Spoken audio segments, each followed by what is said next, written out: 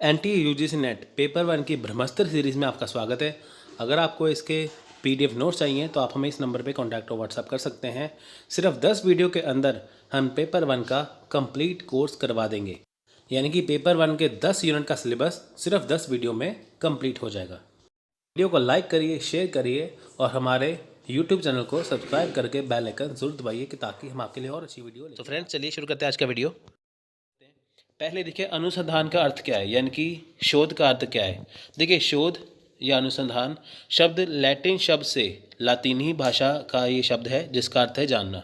ठीक है फ्रेंड्स, शोध क्या है, एक शब्द है लातीनी भाषा का, लैटिन भाषा का एक शब्द है, वहाँ से इसको लिया गया है जिसका लैटिन भाषा में अर्थ है जानना। ठीक है फ्रेंड्स, तो फ्रेंड्स देखिए अपनी शोध की परिभाषा में बर्ग ने इसे कहा है कि एक व्यवस्थित पद्धति कहा है जिसके माध्यम से सूचना देखी जाती है और डाटा को वर्गीकृत, सामान्यकृत और सत्यापित किया जाता है। यहाँ पे बर्ग ने अपनी परिभाषा दी है कि जो रिसर्च होती है वह एक व्यवस्थित पद्धति है जिसमें डाटा जो होता है जो उसमें उसको वर्गीकृत किया जाता है, सामान्यकृत किया जाता है। ठीक है फ्रेंड्स, यानी कि जो रिसर्च है उसमें जो डाटा को है वो बहुत ही अच्छे तरीके से पेश किया जाता है। तो शब्दकोश में पुनः के उपसर्ग अर्थ के रूप में फिर से एक नया या फिर से परिभाषित करते हैं। खोज को बारीकी से जांचने के लिए और ध्यान से देखने के लिए एक क्रिया के रूप में परिभाषित किया जाता है। तो फ्रेंड्स आपको इस लाइन का मतलब समझा दूं क्या है कि पुनः पुनः मैंने री, इसमें क्या है कि जो देखिए फ्रेंड्स आपको मैं बताता हूँ क्या है रिसर्च, इंग्लिश में कहते हैं रिसर्च।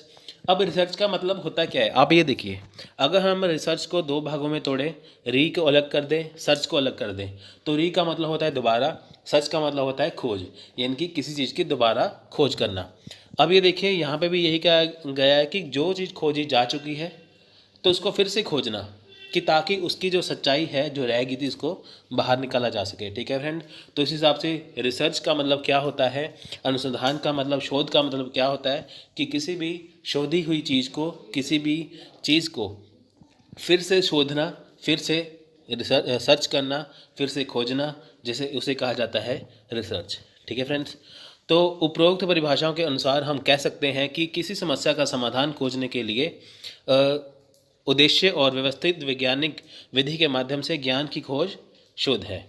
ठीक है फ्रेंड्स, इससे हम जान सकते हैं कि किसी समस्या का समाधान, इस लाइन का क्या मतलब है कि अगर हमें किसी समस्या का समाधान चाहिए, हम किसी प्रॉब्लम का सलूशन या किसी समस्या का समाधान खोजने के उद्देश्य से हम कहीं जा रहे हैं तो उस विधि, जो विधि हम अपनाएंगे उस विधि को हम शोध कहेंगे। ठीक है फ्रेंड्स, यह जोखिम और अनिश्चितता के तत्व को कम करने में, निर्णय में मदद करता है। तो क्या है, इसमें जोखिम भी कम होगी तो अनिश्चितता का तत्व भी इसमें कम होगा। तो सिंपल सी फ्रेंड्स यहाँ पे बात होती है कि रिसर्च है क्या, हम किसी ज्ञान को खोजते हैं, किसी नॉलेज को, किसी ज्ञान को खोजते हैं, उस खोजने की विधि को शोध कहा जाता है। ठीक है फ्रेंड्स, तो आइए रिसर्च, या मैंने इंग्लिश में लेक्चर में भी करवाया था, रिसर्च का अगर हम तोड़ के देखें, मतलब देखें तो क्या बनता है। देखिए रिसर्च का मतलब आर्ट्स, रिसर्च की फुल फॉर्म क्या है, आर्ट्स से बनेगा रिटेन, रिटेन का मतलब हिंदी में होता है रोकना। ठीक है फ्रेंड्स, तो ई का मतलब होता है इन रूट, जिसका मतलब होता है बदमूल करना, टू डिस्कवर समथिंग, यानी कि किसी चीज़ को खोज डिस्कवर करना या किसी चीज़ को खोजना। तो एस का मतलब होता है सर्च, इसका मतलब है खोजना। ठीक है फ्रेंड्स, ई का मतलब होता है इनिग्मा, इनिग्मा मैंने पहेली या गूढ़ प्रश्न। देखिए इसमें क्या होता है कि जैसे रिसर्च होता है ना, जैसे हम पहेली ढूंढते हैं, पहेली की खोज करते हैं कि ये कैसे पता लगाए, ऐसे ही हमारे सामने कोई भी हम चीज़ देखते हैं, जैसे कोई नॉलेज, किसी चीज़ के हमें ज्ञान की प्राप्ति करनी है, जैसे हम किसी चीज़ के बारे में हमें कुछ देखना है, तो वो भी हमें एक पहेली के समान ही होता है। जैसे पहेली को सुलझाना थोड़ा सा कठिन होता है, वैसे ही किसी चीज़ को शोधना थोड़ा सा कठिन होता है। ठीक है फ्रेंड्स, तो ई का मतलब इनिग्मा, आर ए का मतलब होता है आर्टिकुलेट, यानी कि स्पष्ट, यानी कि इसमें क्या होता है, हमें जो चीज़ देखते हैं वो स्पष्ट रूप से कैसे हैं। आर का मतलब रेस जेस्टी, जिसका मतलब ये लैटिन भाषा का शब्द है जिसका हिंदी में मतलब होता है, हिंदी में तात्पर्य है तथ्यों को जोड़ना, यानी कि जो नॉन फैक्ट है उनको अननोन फैक्ट से जोड़ के दिखना। ठीक है फ्रेंड्स, यानी कि जो जाने हुए तत्व हैं उनको अनजाने तत्वों के साथ जोड़ के दिखना। तो सी का मतलब होता है कॉन्टीजेंसी, यानी कि आकस्मिकता। तो एच का मतलब होता है हेल्ड, यानी कि सूचना देना। तो फ्रेंड्स ये थे इसकी फुल फॉर्म रिसर्च की। तो आइए जानते हैं कि शोध या अनुसंधान के मुख्य उद्देश्य है क्या। ठीक है फ्रेंड्स, देखिए, शोध का मुख्य उद्देश्य उस सत्य का पता लगाना होता है जो छिपा हुआ है और जिसे अभी तक खोजा नहीं गया।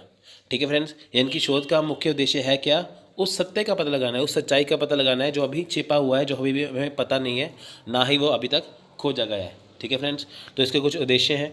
देखिए, पहला उद्देश्य क्या है, अनुसंधान की खोज के आधार पर एक नया सिद्धांत या अवधारणा तैयार करना। ठीक है फ्रेंड, यानी कि शोध की खोज के आधार पर, रिसर्च की खोज के आधार पर क्या होता है, एक नया सिद्धांत या एक नई अवधारणा को तैयार करना। ठीक है फ्रेंड्स, मान के चलिए कि जैसे कोई रिसर्च हो चुकी है, कोई शोध हो चुका है, उसी चीज़ को हम अपने हिसाब से जब शोधेंगे, जब खोज करेंगे, तो एक नया सिद्धांत निकल के आएगा। तो अन्य वैज्ञानिक या मौजूदा सिद्धांत द्वारा किए गए विश्लेषण के संबंध में डाटा और तथ्यों को सत्यापित करने के लिए। ठीक है फ्रेंड्स, यानी कि जो अन्य वैज्ञानिक है या जो मौजूदा सिद्धांत है, उसके द्वारा जो विश्लेषण होता है उसमें डाटा तथ्यों को देखा जाता है। चर के बीच एक कारण संबंध की परिकल्पना का परीक्षण करने के लिए। ठीक है फ्रेंड्स, जो आपस में जो फैक्ट वगैरह हैं उसमें क्या संबंध है उसको देखा जाता है। वैज्ञानिक विधि के आवेदन के साथ समस्या का समाधान खोजने के लिए, यानी कि इसमें जो रिसर्च में जो समस्या का समाधान खोजा जाता है वो किस विधि से खोजा जाता है, वो वैज्ञानिक विधि से खोजा जाता है, क्योंकि वैज्ञानिक विधि से खोजी हुई चीज़ कभी भी गलत नहीं होती। ठीक है फ्रेंड्स, यानी कि जो रिसर्च होती है उसको वैज्ञानिक विधि से खोजा जाता है, यानी कि जो इसमें जो नॉलेज है रिसर्च विधि में उसको वैज्ञानिक विधि से खोजा जाता है। तो फ्रेंड देखिए, अनुसंधान के लक्ष्य, अनुसंधान के लक्षण तथा या विशेषताएं। देखिए, अब इसकी विशेषताएं देखिए। अनुसंधान मान्यताओं पर आधारित है, बिल्कुल सही है फ्रेंड्स। देखिए कि जो शोध है, जो अनुसंधान है, वो मान्यताओं पर आधारित है। मान्यता के बिना कोई भी चीज़ लागू नहीं हो सकती। ठीक है फ्रेंड्स, अनुसंधान एक वैज्ञानिक और सामाजिक जांच है, बिल्कुल सही है, ये वैज्ञानिक जांच भी है, ये सामाजिक जांच भी है। अनुसंधान अवधारणाओं, सिद्धांतों और सिद्धांत को विकसित करता है, बिल्कुल सही। अनुसंधान क्या करता है, अवधारणा को विकसित करता है, सिद्धांतों को विकसित करता है। सटीक निर्णय लेने के लिए अनुसंधान सूचना का उपयोग किया जाता है, बिल्कुल सही है।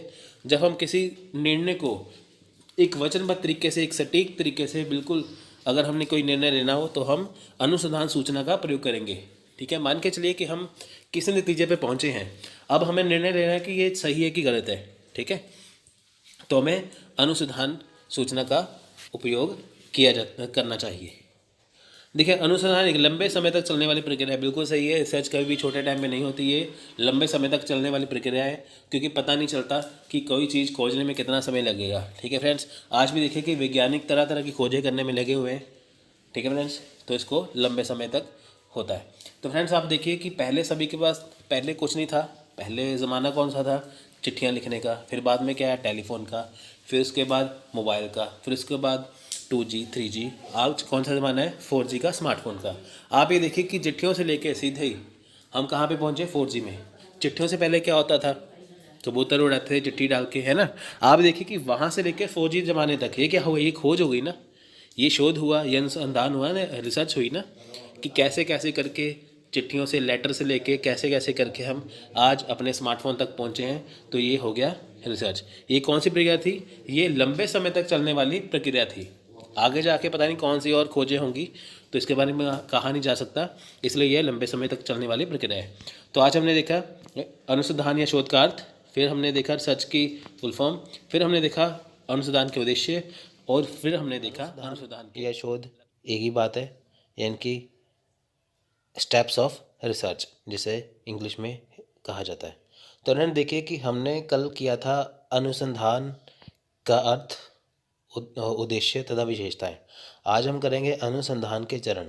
तो पहला चरण है निरूपण। तो देखिए फ्रेंड्स, निरूपण में क्या आएगा, शोध विषय की शोध समस्या, पहला कदम या शोध यात्रा है। देखिए सबसे पहले बात क्या आती है कि हम शोध विषय जो है उसकी जो शोध समस्या है पहले वो चुने। यानी कि अगर हम किसी चीज़ के ऊपर रिसर्च करने जा रहे हैं या अनुसंधान या शोध करने जा रहे हैं, तो पहले हमें एक ऐसा विषय चुनना होगा, एक किसी विषय का एक समस्या चुनना होगा। यानी कि हमारा पहला कदम क्या होगा कि हम कोई विषय चुने, उसकी समस्या को चुने, फिर हम रिसर्च को कर पाएंगे। तो सबसे पहली बात यही आती है कि अगर हम शोध करना चाहते हैं तो हमें पहले कोई समस्या लेनी पड़ेगी किसी विषय की। ठीक है फ्रेंड्स। तो फ्रेंड्स देखिए, पहला कदम ये हो गया, वरिष्ठ या अध्ययन या पिछले शोध कार्य के साथ चर्चा करने के बाद ताकि अस्पष्टता से बचा जा सके। विषय के उचित चयन और समझ से कार्य आसान और सुगम हो जाता है। देखिए इसमें क्या होगा, जो अध्ययन या जो देखिए, अगर किसी चीज़ के ऊपर अ, अनुसंधान या शोध करने के लिए जा रहे हैं तो उसके बारे में पहले चर्चा करनी ज़रूरी है, क्योंकि ताकि जो अस्पष्टता है, यानी कि अगर हम किसी प्रॉब्लम का सलूशन ढूंढ रहे हैं, किसी समस्या का हल ढूंढने के लिए कोई अनुसंधान या शोध करने जा रहे हैं, उसमें कोई अस्पष्टता ना रह जाए, इसलिए क्या होता है कि उसका जो पहले डिस्कस किया जाता है किससे, जो वरिष्ठ हो। ठीक है फ्रेंड्स। या जो पिछले शोध कार्य जो हो चुके हैं उसको ध्यानपूर्वक देखा जाता है, कि ताकि जो शोध है वो आसानी से हो जाए। तो ये होगा निरूपण। तो नेक्स्ट स्टेप है विकासशील अनुसंधान प्रस्ताव। ठीक है फ्रेंड्स। देखिए इसमें क्या होता है, चयन, निर्माण और अनुसंधान समस्या को समझने के बाद अगला कदम जांच की एक योजना विकसित करना है, जिसे अनुसंधान प्रस्ताव कहा जाता है। यानी कि जब हमने कोई टॉपिक ले लिया, कोई विषय चुन लिया, उसकी समस्या को देख लिया कि हमें इसके ऊपर अब शोध करना है, तो नेक्स्ट स्टेप आता है चयन करने का, निर्माण करने का, कि उसको चीज़ को हम क्रमबद्ध तरीके से कैसे कर सकें। ठीक है फ्रेंड्स। एक योजना विकसित की जाती है जिसमें शोध की समस्या को देखा जाता है। तो तीसरा स्टेप है कार्य का विकास। तो फ्रेंड्स देखिए, कार्य का विकास क्या है। परिकल्पना शोध विषय की समस्या के विभिन्न पहलुओं के बारे में एक धारणा है। यह विशिष्ट और सीमित क्षेत्र को कवर करता है, जिसे नमूनाकरण कहा जाता है।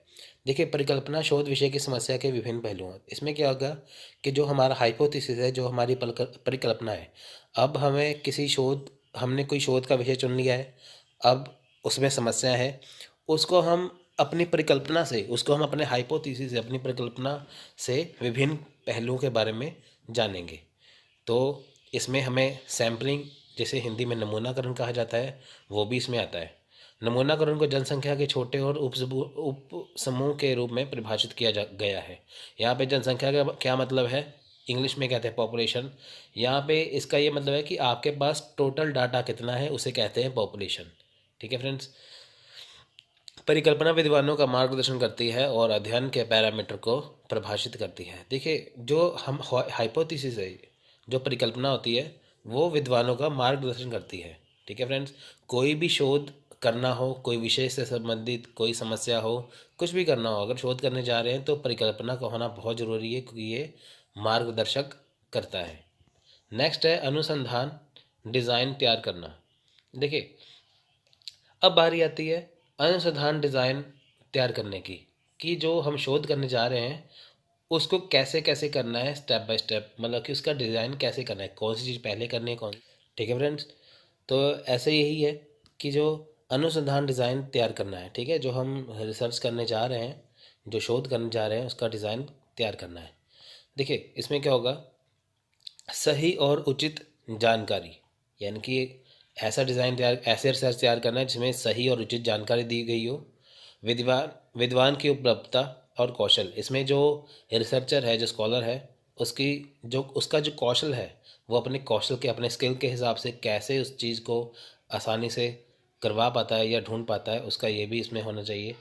शोध विषय की व्याख्या और निष्कर्ष। देखिए, शोध विषय की पूरी व्याख्या होनी चाहिए कि कैसे कैसे किस हिसाब से ये चीज़ तैयार की गई है और किस नतीजे पे, निष्कर्ष पे पहुँचे हैं, ये उसमें स्पष्ट रूप से होना चाहिए। नेक्स्ट है लागत कारक, कि क्या क्या कॉस्ट फैक्टर रहा, क्या क्या खर्चा आया, समय का कारक, कितना समय लगा किसी रिसर्च को करने में, ये किस में आता है, ये आता है अनुसंधान डिज़ाइन तैयार करने में। नेक्स्ट है डाटा का संग्रह। देखिए फ्रेंड्स, जो डाटा है वो दो प्रकार का होता है, एक होता है प्राथमिक डाटा, एक होता है द्वितीयक डाटा। प्राथमिक डाटा क्या है, इसे नए प्रयोग, सर्वेक्षण, समूह चर्चा, प्रश्नावली आदि के माध्यम से एकत्रित किया जा सकता है। प्राथमिक डाटा कौन सा डाटा है फ्रेंड्स, जिसमें सामूहिक चर्चा होती है, जिसमें प्रश्नावली होती है, जैसे सर्वेक्षण होता है, सर्वे वगैरह, ये होता है प्राथमिक डाटा। ठीक है। तो द्वितीयक डाटा क्या है, जो पहले से ही किसी और के द्वारा एकत्रित किए गए हों और जो पहले से ही सांख्यिकी प्रक्रिया से गुजर चुके हैं। यानी कि प्राथमिक डाटा कौन सा है, जो आपका अपना डाटा है। द्वितीयक डाटा कौन सा है, जो किसी के द्वारा पहले ही किया जा चुका है। आप जैसे बुक्स वगैरह होगी, अखबार वगैरह होगी, तो वो क्या हो गया, वो हो गया द्वितीयक डाटा। तो निष्पादन अनुसंधान परियोजना, देखिए परियोजना का कार्यान्वयन या निष्पादन अनुसंधान प्रक्रिया में एक बहुत ही महत्वपूर्ण कदम है। विद्वान का मानना है कि अनुसंधान परियोजना को एक व्यवस्थित तरीके से निष्पादित किया जाता है ताकि परियोजना आगे से पीड़ित ना हो। देखिए फ्रेंड्स, निष्पादन अनुसंधान परियोजना क्या है कि एक ऐसी परियोजना तैयार करना कि जिसमें आगे जाके कोई प्रॉब्लम ना आए। आप देखिए कि कोई रिसर्च करने जा रहे हैं, कोई रिसर्च कर रहे हैं, तो परियोजना ऐसी होनी चाहिए, ऐसी योजना बनाई जानी चाहिए कि वो आसानी से चल पाए, एक व्यवस्थित तरीके से होनी चाहिए, स्ट्रक्चर वाइज होनी चाहिए कि उसमें, ताकि कोई प्रॉब्लम आगे ना आ सके। ठीक है फ्रेंड्स, यानी कि जिस विषय के ऊपर शोध किया जा रहा है उसको व्यवस्थित ढंग से करना चाहिए। नेक्स्ट है डेटा का विश्लेषण। देखिए आंकड़ों के संग्रह के बाद इसे ठीक से व्यवस्थित किया जाना चाहिए और विभिन्न श्रेणियों में वर्गीकृत किया जाना चाहिए। देखिए जब आपके पास आंकड़े आ चुके हैं, जब आपने कोई टॉपिक चुन लिया है, अगर आपको उसके ऊपर अब डाटा के ऊपर आपको रखना है, तो आपको उसको व्यवस्थित ढंग से रखना पड़ेगा। आपको उसको विभिन्न श्रेणियों में वर्गीकृत किया जाना चाहिए। देखिए जो जनगणना होती है, जनगणना में क्या होता है कि जैसे बच्चे, बुजुर्ग, बूढ़े, महिलाएं, जवान, है ना, ये सारे क्या है, इनको अलग अलग चीज़ों में, अलग अलग श्रेणियों में रखा जाता है। ठीक है फ्रेंड्स, अप्रासंगिक डाटा को अलग किया जाना चाहिए, प्रासंगिक डाटा को प्रतीकों में कोडित किया जाता है ताकि इसे सारणीबद्ध किया जा सके। तो फ्रेंड देखिए, जो अप्रासंगिक डाटा है, जो अनइम्पॉर्टेंट है, उसको अलग कर दो। जो प्रासंगिक डाटा है, जो काम का है, उसको कोडित किया जाता है, कोड दिया जाता है, जैसे कि 1 2 3 4 ABCD, ऐसे उसे सारणीबद्ध किया जाता है।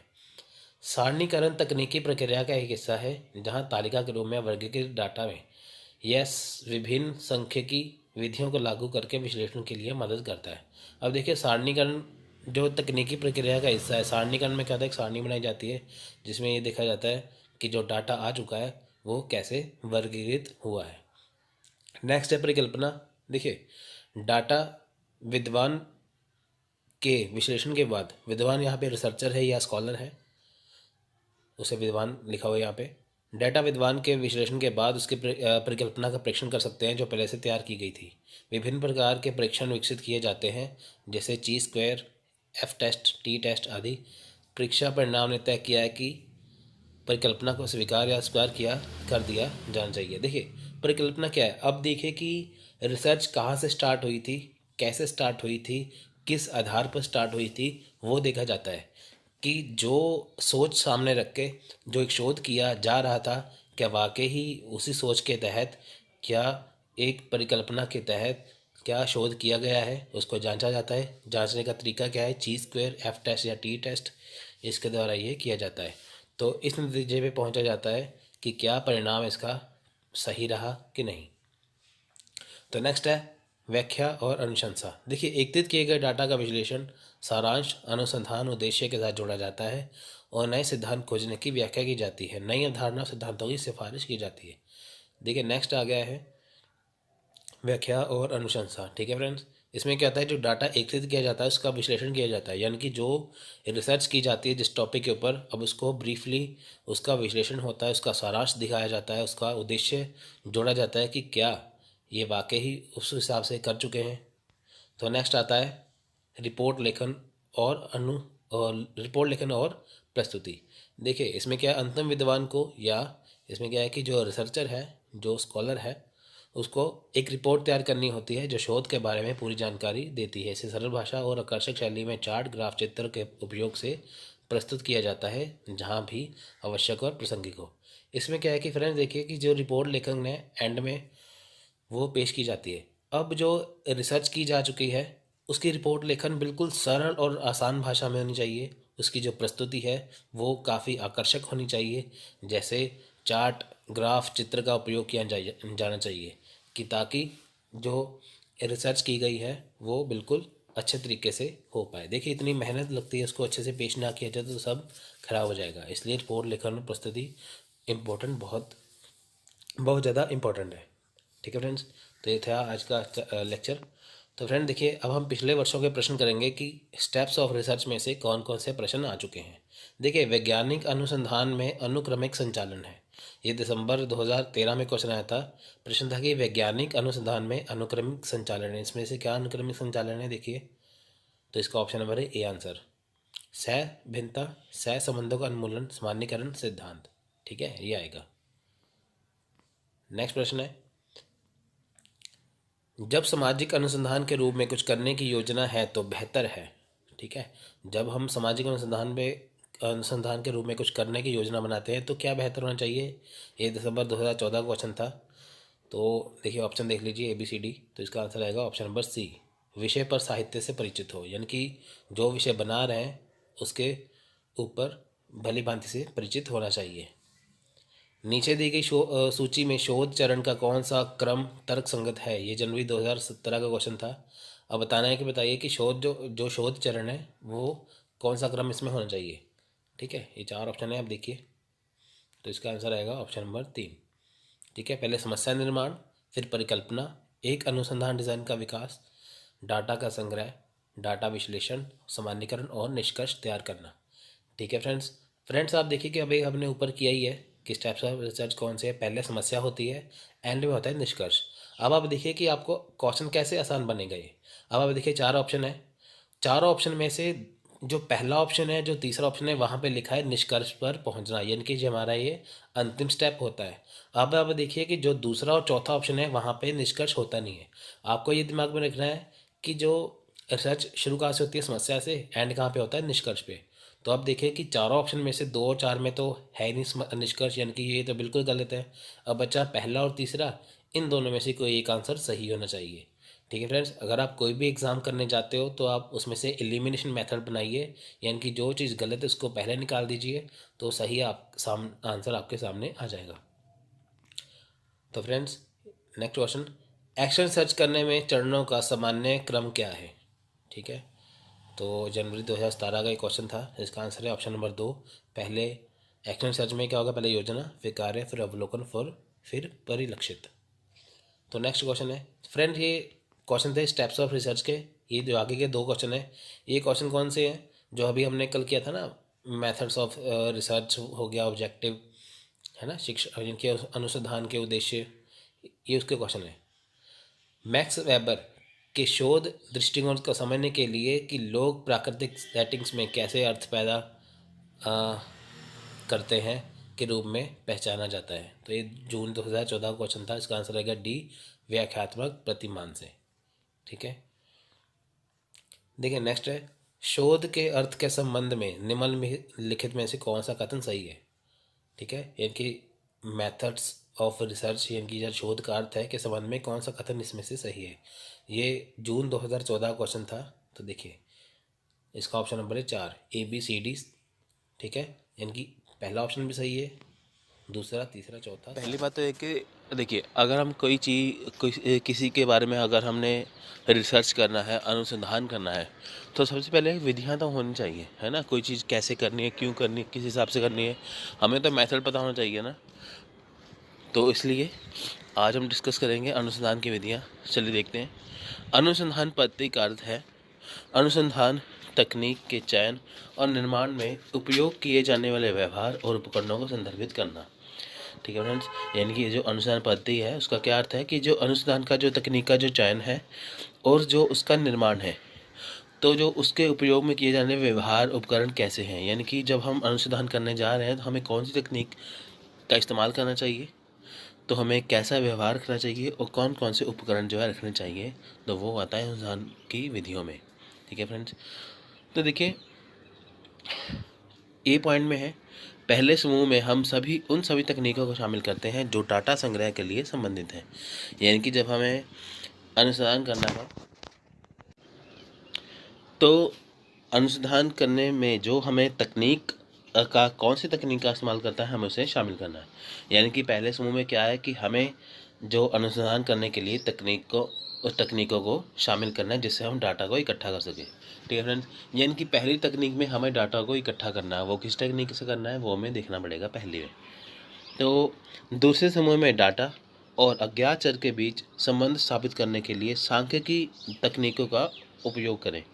यानी कि जो दूसरे समूह क्या है, जो डाटा है और अज्ञात चर माने अननोन जो वेरिएबल है, जो अज्ञात चर है, उसके बीच संबंध स्थापित करने के लिए, यानी कि जो हमारा डाटा है तो जो अज्ञात चर है, जो हमने ढूंढना ही नहीं है, उसके बीच में जो संबंध है वो स्थापित करने के लिए अब कौन सी तकनीक का इस्तेमाल किया जाए।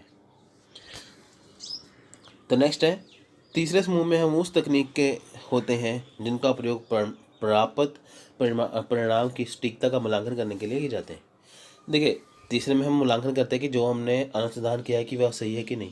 पहले में हमने डाटा इकट्ठा किया, ठीक है, तो पहले में हमने डाटा इकट्ठा किया, दूसरे में हमने डाटा का और जो अज्ञात चर है उसका आपस में संबंध देखा, तीसरे में हमने ये देखा कि अब जो हमने रिसर्च की है कि उसका परिणाम क्या निकला, मूल्यांकन करके देखा कि क्या जो हमने रिसर्च या अनुसंधान किया था क्या वो सही निकला या गलत निकला। ठीक है फ्रेंड्स, तो ये बात उसमें हो गई।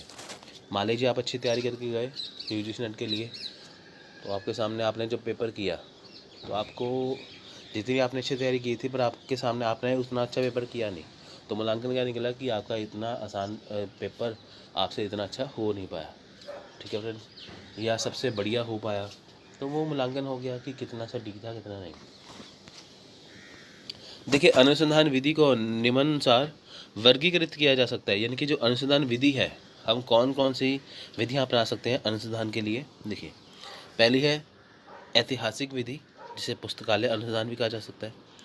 दूसरा है सर्वेक्षण विधि, जिसे दायर अनुसंधान। तीसरा है प्रायोगिक विधि, यानी कि प्रयोगशाला अनुसंधान। ठीक है फ्रेंड्स, तो आइए इसको एक एक करके देखते हैं। ऐतिहासिक विधि, देखिए फ्रेंड्स, ऐतिहासिक विधि या पुस्तकालय अनुसंधान। अब सबसे बड़ी बात यह है कि जब हम कोई अनुसंधान या कोई रिसर्च करते हैं तो हम ऐतिहासिक विधि का प्रयोग करते हैं। अब हम क्यों करते हैं, देखिए कि जो इतिहास में बीत चुका है, मान के चलिए कि आप कोई रिसर्च करने जा रहे हो या आपने कोई रिसर्च आप कर रहे हो, तो उसमें आपको कोई प्रॉब्लम आ रही है, कोई समस्या आ रही है। अब वैसा ही रिसर्च अगर किसी ने इतिहास में किया हो तो उसके सामने अगर वैसे ही सेम प्रॉब्लम आई हो तो उसने उस प्रॉब्लम का सलूशन या प्रॉब्लम की समस्या का हल कैसे निकाला था। तो आपको उसके लिए ऐतिहासिक विधि का प्रयोग करना होगा, क्योंकि आपको कुछ समझ में नहीं आ रहा कि मैं इसका मतलब कि कैसे समस्या का समाधान ढूंढूं, तो आपको ऐतिहासिक विधि को अपनाना पड़ेगा। ठीक है फ्रेंड्स, और इतिहास में हुई गलतियों को ना दोहराया जाए और आपकी अनुसंधान जो है वो अच्छे से हो सके, इसलिए आपको ऐतिहासिक विधि का प्रयोग करना होता है। तो देखिए, इस पद्धति में शोधकर्ता विश्लेषण, रिकॉर्ड और दस्तावेजों के लिए तकनीकों का उपयोग करते हैं। ऐतिहासिक आंकड़ों के स्रोत इस प्रकार है, यानी कि इस पद्धति में क्या है, जो शोध करता है वो जो रिकॉर्ड है, जो दस्तावेज है, उसकी तकनीक का उपयोग करते हैं। ठीक है, इनकी जो शोध करता है वो क्या करते हैं, जो रिकॉर्ड है इतिहास के, जो दस्तावेज है, उसकी तकनीकों का प्रयोग करते हैं। देखते हैं कौन से हैं। देखिए, पहले है पुस्तकें। देखिए, ऐतिहासिक विधि में पुस्तकें सबसे इंपॉर्टेंट है। अगर आपको किसी की मतलब कि लाइफ के बारे में लिखना है तो आप पुस्तकों से देख सकते हो। मान लीजिए आपको गांधी जी के बारे में जानना है तो आप गांधी जी के बारे में जो बुक्स हैं वो पढ़ोगे, है ना। तो आपको कोई क्रांतिकारियों को पढ़ना है, आपको स्वतंत्रता संग्राम के बारे में पढ़ना है, तो आप पुस्तकों से पढ़ सकोगे, आपको पुस्तकों के बारे में जानकारी हो जाएगी। अगर आप पीएचडी कर रहे हो तो आपको कोई थीसिस लिखना है किसी टॉपिक के ऊपर, तो आप पुस्तकें पढ़ के आपको थोड़ा सा आइडिया मिल सकता है। पुस्तकें, उनके द्वारा लिखी गई पुस्तकों में विभिन्न विचारकों के विचार तथा सिद्धांत प्रदान करती है। इन किताबों का शोध, अध्ययन और ज्ञान प्राप्त करें जो इस विषय पर उन लोगों द्वारा कहा गया है जिन्होंने पहले इसी तरह की शोध का अध्ययन किया था। देखिए, पुस्तकें क्या होता है, पुस्तकों में जो विचारक होते हैं वो विभिन्न प्रकार के विचारक हैं। उन्होंने हर एक विचारक ने अपने अपने सिद्धांत जो है प्रदान किए ही जाते हैं। ठीक है, पुस्तकों में क्या होता है, जो विचारक है वो अपने अपने विचार रखते हैं, तो आपको उनके विचारों को समझ में आ जाता है कि ये चीज़ है क्या। तो इन किताबों का अगर आप शोध अध्ययन करोगे, आप अगर ज्ञान प्राप्त करोगे, तो आपको इस विषय के बारे में काफ़ी कुछ सीखने को मिल सकता है। यानी कि जिस विषय के आप बारे में जानना चाहते हो तो आपको उस विषय के बारे में पुस्तकों से पता चल सकता है। जैसे यूजीसी नेट के लिए आपको कुछ समझना है, अगर आपके सामने अगर आप कोई देखिए, जैसे आप यूजीसी नेट की तैयारी कर रहे हो, अगर आपके पास यूजीसी नेट की बुक्स हो, पुस्तकें हों, तभी तो आप उसके बारे में जान पाओगे ना वो चीज़ है क्या। सर्वेक्षण की रिपोर्ट, देखिए, सरकारी और गैर सरकारी एजेंसियों ने सामाजिक समस्या से संबंधित कई रिपोर्ट सर्वेक्षण प्रकाशित किए। ये रिपोर्ट सर्वेक्षण सामाजिक शोधकर्ता को विषय या विषय के बारे में बहुत उपयोगी जानकारी प्रदान करते हैं। अब सर्वेक्षण की रिपोर्ट यानी कि जो सर्वे रिपोर्ट होती है वो बहुत ज़्यादा इंपॉर्टेंट है। सरकारी या गैर सरकारी जो संगठन होते हैं वो जो रिपोर्टों को, सामाजिक समस्या को वो प्रकाशित करते हैं। इनकी जो समाज में समस्याएं चल रही हैं, अब वो सर्वे मेथड जो होता है, चाहे वो सरकारी हो चाहे वो गैर सरकारी हो, वहाँ पे जो सामाजिक समस्याएं बताई जाती हैं कि समाज में है क्या, जैसे एजुकेशन सिस्टम से संबंधित हो या समाज में अन्य कोई कुरीतियाँ फैली हो, तो आपको वो रिपोर्ट जब प्रकाशित हो जाती है तो आपको वो पता चलता है। तो ये रिपोर्ट क्या है, ये रिपोर्ट जो है बहुत ज़्यादा उपयोगी होती है आपके लिए। जैसे न्यूज़पेपर में जो संपादकीय का पेज होता है, आप देखिए कि वहाँ पे कितना अच्छा लिखा होता है। तो अगर आप उसको पढ़ते हो, जिसे इंग्लिश में एडिटोरियल, हिंदी में संपादकीय कहते हैं, तो संपादकीय पेज को आप जब पढ़ते हो तो आपको खबर के बारे में पूरी जानकारी मिल जाती है। वहाँ पे सर्वेक्षण भी बताया जाता है एक तरह से। नेक्स्ट है यादें। यादें में क्या है, देखिए, आत्मकथा, जीवन इतिहास और पत्र उपयोगी जानकारी या डाटा प्रदान करते हैं। यादें क्या है, देखिए, जो यादें हैं इसमें क्या है, आत्मकथा यानी कि किसी ने अगर ऑटोबायोग्राफी लिखी हो, किसी का जीवन इतिहास हो, है ना, तो कुछ पत्र हो, तो जैसे इंपॉर्टेंट पत्र थे ना अंग्रेज़ों के ज़माने में, जब यहाँ से लिखे गए, गांधी जी ने काफ़ी पत्र लिखे, तो आप उसको देख सकते हो। ठीक है, किसी भी आप म्यूज़ियम में जाओगे तो आपको ये सारी चीज़ें मिल सकती हैं। तो आत्मकथा, जीवन इतिहास, पत्र, ये आपकी जो रिसर्च है, अनुसंधान, उसमें काफ़ी काम आते हैं। अगर आपको कोई रिसर्च करनी है तो आपको विभिन्न प्रकार की चीज़ों का ध्यान रखना होगा। ठीक है, आपको जो इनकी जो रिसर्च है वो उसको करने के लिए आपको कई जगह से डाटा इकट्ठा करना होता है। ऐतिहासिक रिकॉर्ड, विभिन्न प्रकार के ज्ञान और डाटा इतिहास के रिकॉर्ड या उपलब्ध हो सकते हैं और प्राथमिक और माध्यमिक स्रोतों से प्राप्त कर सकते हैं। यानी कि जो ऐतिहासिक रिकॉर्ड है वह विभिन्न प्रकार के, उससे क्या कर सकते हैं, ज्ञान प्राप्त और डाटा इतिहास के रिकॉर्ड उपलब्ध हो सकते हैं। यानी कि ऐतिहासिक रिकॉर्ड में कौन सी चीज़ें आ जाती हैं, इसमें विभिन्न प्रकार के ज्ञान है, काफ़ी डाटा है जो आपको उपलब्ध हो सकते हैं। अब इतिहास में काफ़ी कुछ बीत चुका है तो आप उसको देख सकते हो। ठीक है फ्रेंड्स, इससे आपको प्राथमिक स्रोत और माध्यमिक स्रोत, ठीक है, प्राप्त कर सकते हैं। प्राथमिक स्रोत क्या है, जो आप खुद इकट्ठा कर रहे हो। माध्यमिक स्रोत या सेकेंडरी स्रोत क्या है, जो आप किसी और के द्वारा चीज़ों को पढ़ रहे हो। प्रकाशित रिकॉर्ड, देखिए, सरकार, विभिन्न समाचार एजेंसियां, संस्थाओं को प्रकाशित लेख, सामाजिक, आर्थिक, शिक्षा, स्वास्थ्य मुद्दे आदि के बारे में समाचार शोध पत्र प्रकाशित करते हैं। देखिए, प्रकाशित रिकॉर्ड क्या है, जब कोई चीज़, ठीक है, प्रकाशित रिकॉर्ड क्या है, जब कोई चीज़ देखिए होती है जिसमें देखिए समाचार एजेंसियां जो है या संस्थाएं, जब प्रकाशित लेख हैं या सामाजिक, आर्थिक या शिक्षा कुछ भी है, अगर ये किसी मुद्दे के बारे में आपको बताते हैं, ठीक है, तो ये आपको किसी न्यूज़पेपर में, किसी बुक में आपको ये प्रकाशित किया जाता है। तो आप इसको अच्छे से करके अपनी अनुसंधान में इसका लाभ ले सकते हैं। नेक्स्ट है वर्णनात्मक सर्वेक्षण विधि या फील्ड रिसर्च। वर्णनात्मक सर्वेक्षण विधि क्या है, देखिए, डिस्क्रिप्टिव, देखिए, सर्वेक्षण विधि वही डिस्क्रिप्टिव जो सर्वेक्षण विधि, डिस्क्रिप्टिव सर्वे मेथड जिसे कहते हैं हम, इसे फील्ड रिसर्च भी कहते हैं। वर्णनात्मक अनुसंधान में विभिन्न प्रकार की जांचों को खोजने वाले सर्वेक्षण और तथ्य शामिल होते हैं। वर्णनात्मक अनुसंधान का मुख्य उद्देश्य मामलों की स्थिति का वर्णन है, क्योंकि यह वर्तमान में मौजूद है। उपयोग की विधि, सर्वेक्षण, तुलनात्मक और सहसंबंध के तरीके हैं। देखिए, अब हम बात करेंगे डिस्क्रिप्टिव सर्वेक्षण विधि की। यानी कि सर्वेक्षण विधि क्या है, इसमें क्या है कि आपको विभिन्न प्रकार की जो जांचें हैं, देखिए, सर्वेक्षण विधि क्या है कि जैसे कोई सर्वेक्षण कर रहा है, कोई सर्वे कर रहा है किसी भी चीज़ के ऊपर, जैसे आपने कोई रिसर्च करनी है तो आपको पहले उसके बारे में सर्वेक्षण करना होगा कि क्या जो आप चीज़ कर रहे हो लोगों की उसके बारे में राय क्या है। जैसे कि आप ये देखिए कि यूजीसी नेट पहले ऑफलाइन था, अब ऑनलाइन है, तो आप ये जानना चाहते हो कि ऑफलाइन बढ़िया था, ऑनलाइन अच्छा, ऑफलाइन बढ़िया था या ऑनलाइन बढ़िया है, तो आपको उसके लिए सर्वेक्षण करना होगा। ठीक है फ्रेंड्स, इसमें क्या है कि आपको इसके लिए जो मुख्य उद्देश्य जो आपके हैं, जिसके बारे में आप जानना चाहते हो, आपको उस स्थिति का पता चल सकेगा। ठीक है, यानी कि जब आप कोई रिसर्च करने जा रहे हो तो आपको उसका जो मुख्य उद्देश्य है, आपको उसकी स्थिति का पता चलेगा, क्योंकि यह स्थितियाँ वर्तमान में मौजूद हैं, क्योंकि वर्तमान में जो लोग हैं उनकी क्या सोच है, तो आपको वो पता चल जाएगी, जिसके हिसाब से आप जो है एक रिपोर्ट को तैयार कर पाओगे। अब इससे देखिए, जो विवरण अनुसंधान के प्रकार या वर्णनात्मक सर्वेक्षण विधि के प्रकार क्या, देखिए, पहला है सर्वेक्षण परीक्षण। कुछ समय के लिए विशेषज्ञ साक्षात्कार, माध्यमिक डाटा और संगठनात्मक जानकारी समस्या या निष्कर्ष को प्रभावित करने के लिए प्राप्त नहीं हो सकती। देखिए सर्वेक्षण परीक्षण क्या है, यानी कि अगर थोड़े समय के लिए, कुछ समय के लिए अगर आप किसी विशेषज्ञ का कोई इंटरव्यू लेते हो, माध्यमिक डाटा है या संगठनात्मक जानकारी समस्या कुछ भी है, या आप किसी निष्कर्ष को परिभाषित करना चाहते हैं, तो आपके लिए जो सर्वेक्षण परीक्षण है वो आपके लिए लाभदायक हो सकता है, पर ये पर्याप्त नहीं है। अगर आप किसी का इंटरव्यू लेके कोई आप सोच लो कि मेरी रिसर्च पूरी होगी, तो ये बिल्कुल गलत है। आपको अन्य स्रोत है उसकी भी जानकारी इकट्ठी करनी होगी, यानी कि ये आपकी हेल्प तो करेंगे पर आपके लिए पूर्ण नहीं है। नेक्स्ट है प्रश्नावली। प्रश्नावली एक उपकरण है जिसमें प्रश्नों की सूची को उत्तरदाताओं के रूप में पूछा जाना है। इस विधि का लाभ कम लागत तब भी जब ब्रह्मांड बड़ा और भौगोलिक रूप से व्यापक हो। ब्रह्मांड का मतलब फ्रेंड यहाँ पे यूनिवर्स मैंने पॉपुलेशन जो आपका डाटा होता है उसको कहते हैं, ठीक है फ्रेंड्स। यहाँ पे हिंदी में थोड़ा शुद्ध हिंदी में इसका कन्वर्जन ऐसा है। देखें प्रश्नावली क्या है कि ऐसा उपकरण है जिसमें प्रश्नों की सूची, यानी कि जब आप देखिए प्रश्नावली में क्या है कि जब आपने कोई रिसर्च करनी है तो आप उससे संबंधित जो आपको चाहिए जो डाटा, उससे संबंधित जब आप कोई प्रश्न उत्तर करते हो, तो इसमें क्या है कि आप अपने हिसाब से वो सारे प्रश्न पूछ लोगे जो आपकी रिसर्च में काम आने वाले हैं या आपके जो अनुसंधान में काम आने वाले हैं। जब आप वो प्रश्न पूछोगे तो ये विधि, पहली बात तो है कि आपकी रिसर्च में बहुत ज़्यादा काम आएगी। जो आपका यूनिवर्स है, यानी कि जो आपका जो डाटा है इसमें तो काम आएगा ही, तो साथ में ये कम लागत का भी है।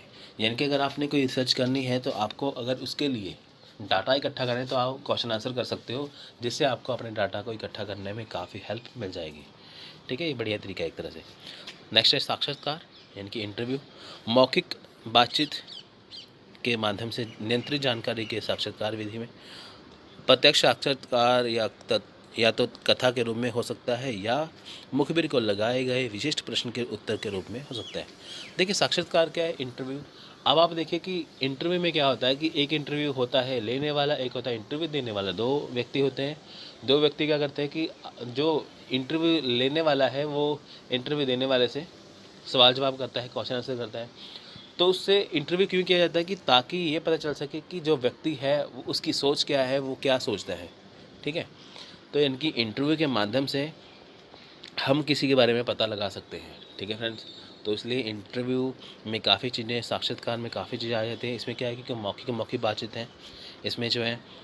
तो इसमें जो प्रत्यक्ष साक्षात्कार, यानी कि जो आमने सामने बैठ कर जो साक्षात्कार लिया जाता है, तो उसमें क्या है कि या तो कथा के रूप में, यानी कि पूरा का पूरा डाटा उससे लिया जा सकता है, या तो सिर्फ विशिष्ट प्रश्न के रूप में हो सकता है। जैसे आप कोई इंटरव्यू देने जाओ, जैसे यूपीएससी की, आईएएस की इंटरव्यू कितनी टफ मानी जाती है, तो वहाँ पे विशिष्ट प्रकार के प्रश्न पूछे जाते हैं। विशिष्ट प्रकार के प्रश्न में यही होता है कि आपका वो ऐसे प्रश्न पूछ लेंगे कि आप अगर उसका उत्तर दे पाओ तो ये समझा जाता है कि हाँ आप इस चीज़ के काबिल हो, ठीक है फ्रेंड। साक्षात्कार एक बहुत बड़ी चीज़ है। तो अवलोकन में क्या है, अवलोकन व्यवहार विज्ञान से संबंधित है। शोधकर्ता इस पद्धति के तहत अवलोकन द्वारा जानकारी एकत्रित करता है।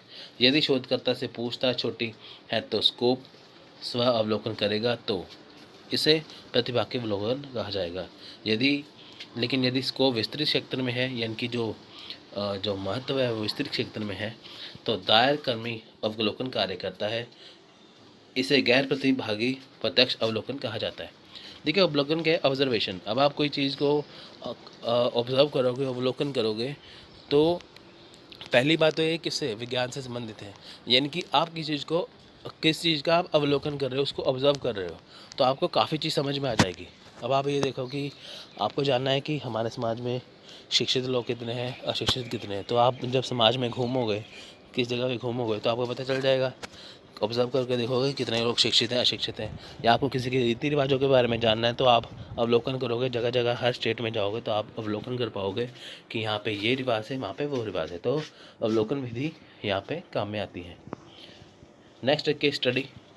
केस स्टडी में क्या है, देखिए केस स्टडी विधि ऐतिहासिक घटना के गहन अध्ययन में है। देखिए जो केस स्टडी क्या है, इसमें आपको एक केस स्टडी में क्या होता है, आपको एक प्रॉब्लम दे दी जाती है, एक समस्या दी जाती है जिसके बारे में आपको जानना होता है, जिसमें आपको पूरा का पूरा जो एक डाटा दिया जाता है, ठीक है। आपको उस समस्या का समाधान ढूंढना होता है, वो होता है केस स्टडी।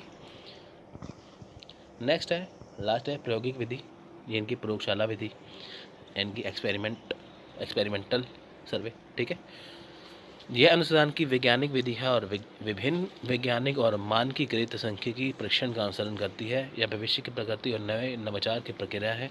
प्रयोगशाला अनुसंधान में सक्रिय रूप से या एक से अधिक आकस्मिक परिवर्तन या और परिणाम आकर्षित करते हैं। देखिए प्रायोगिक विधि क्या है, यानी कि पहली बात तो है कि जो हम प्रयोगशाला में करते हैं ना, जो लेबोरेटरी में, ये वैसा अनुसंधान माना जा सकता है।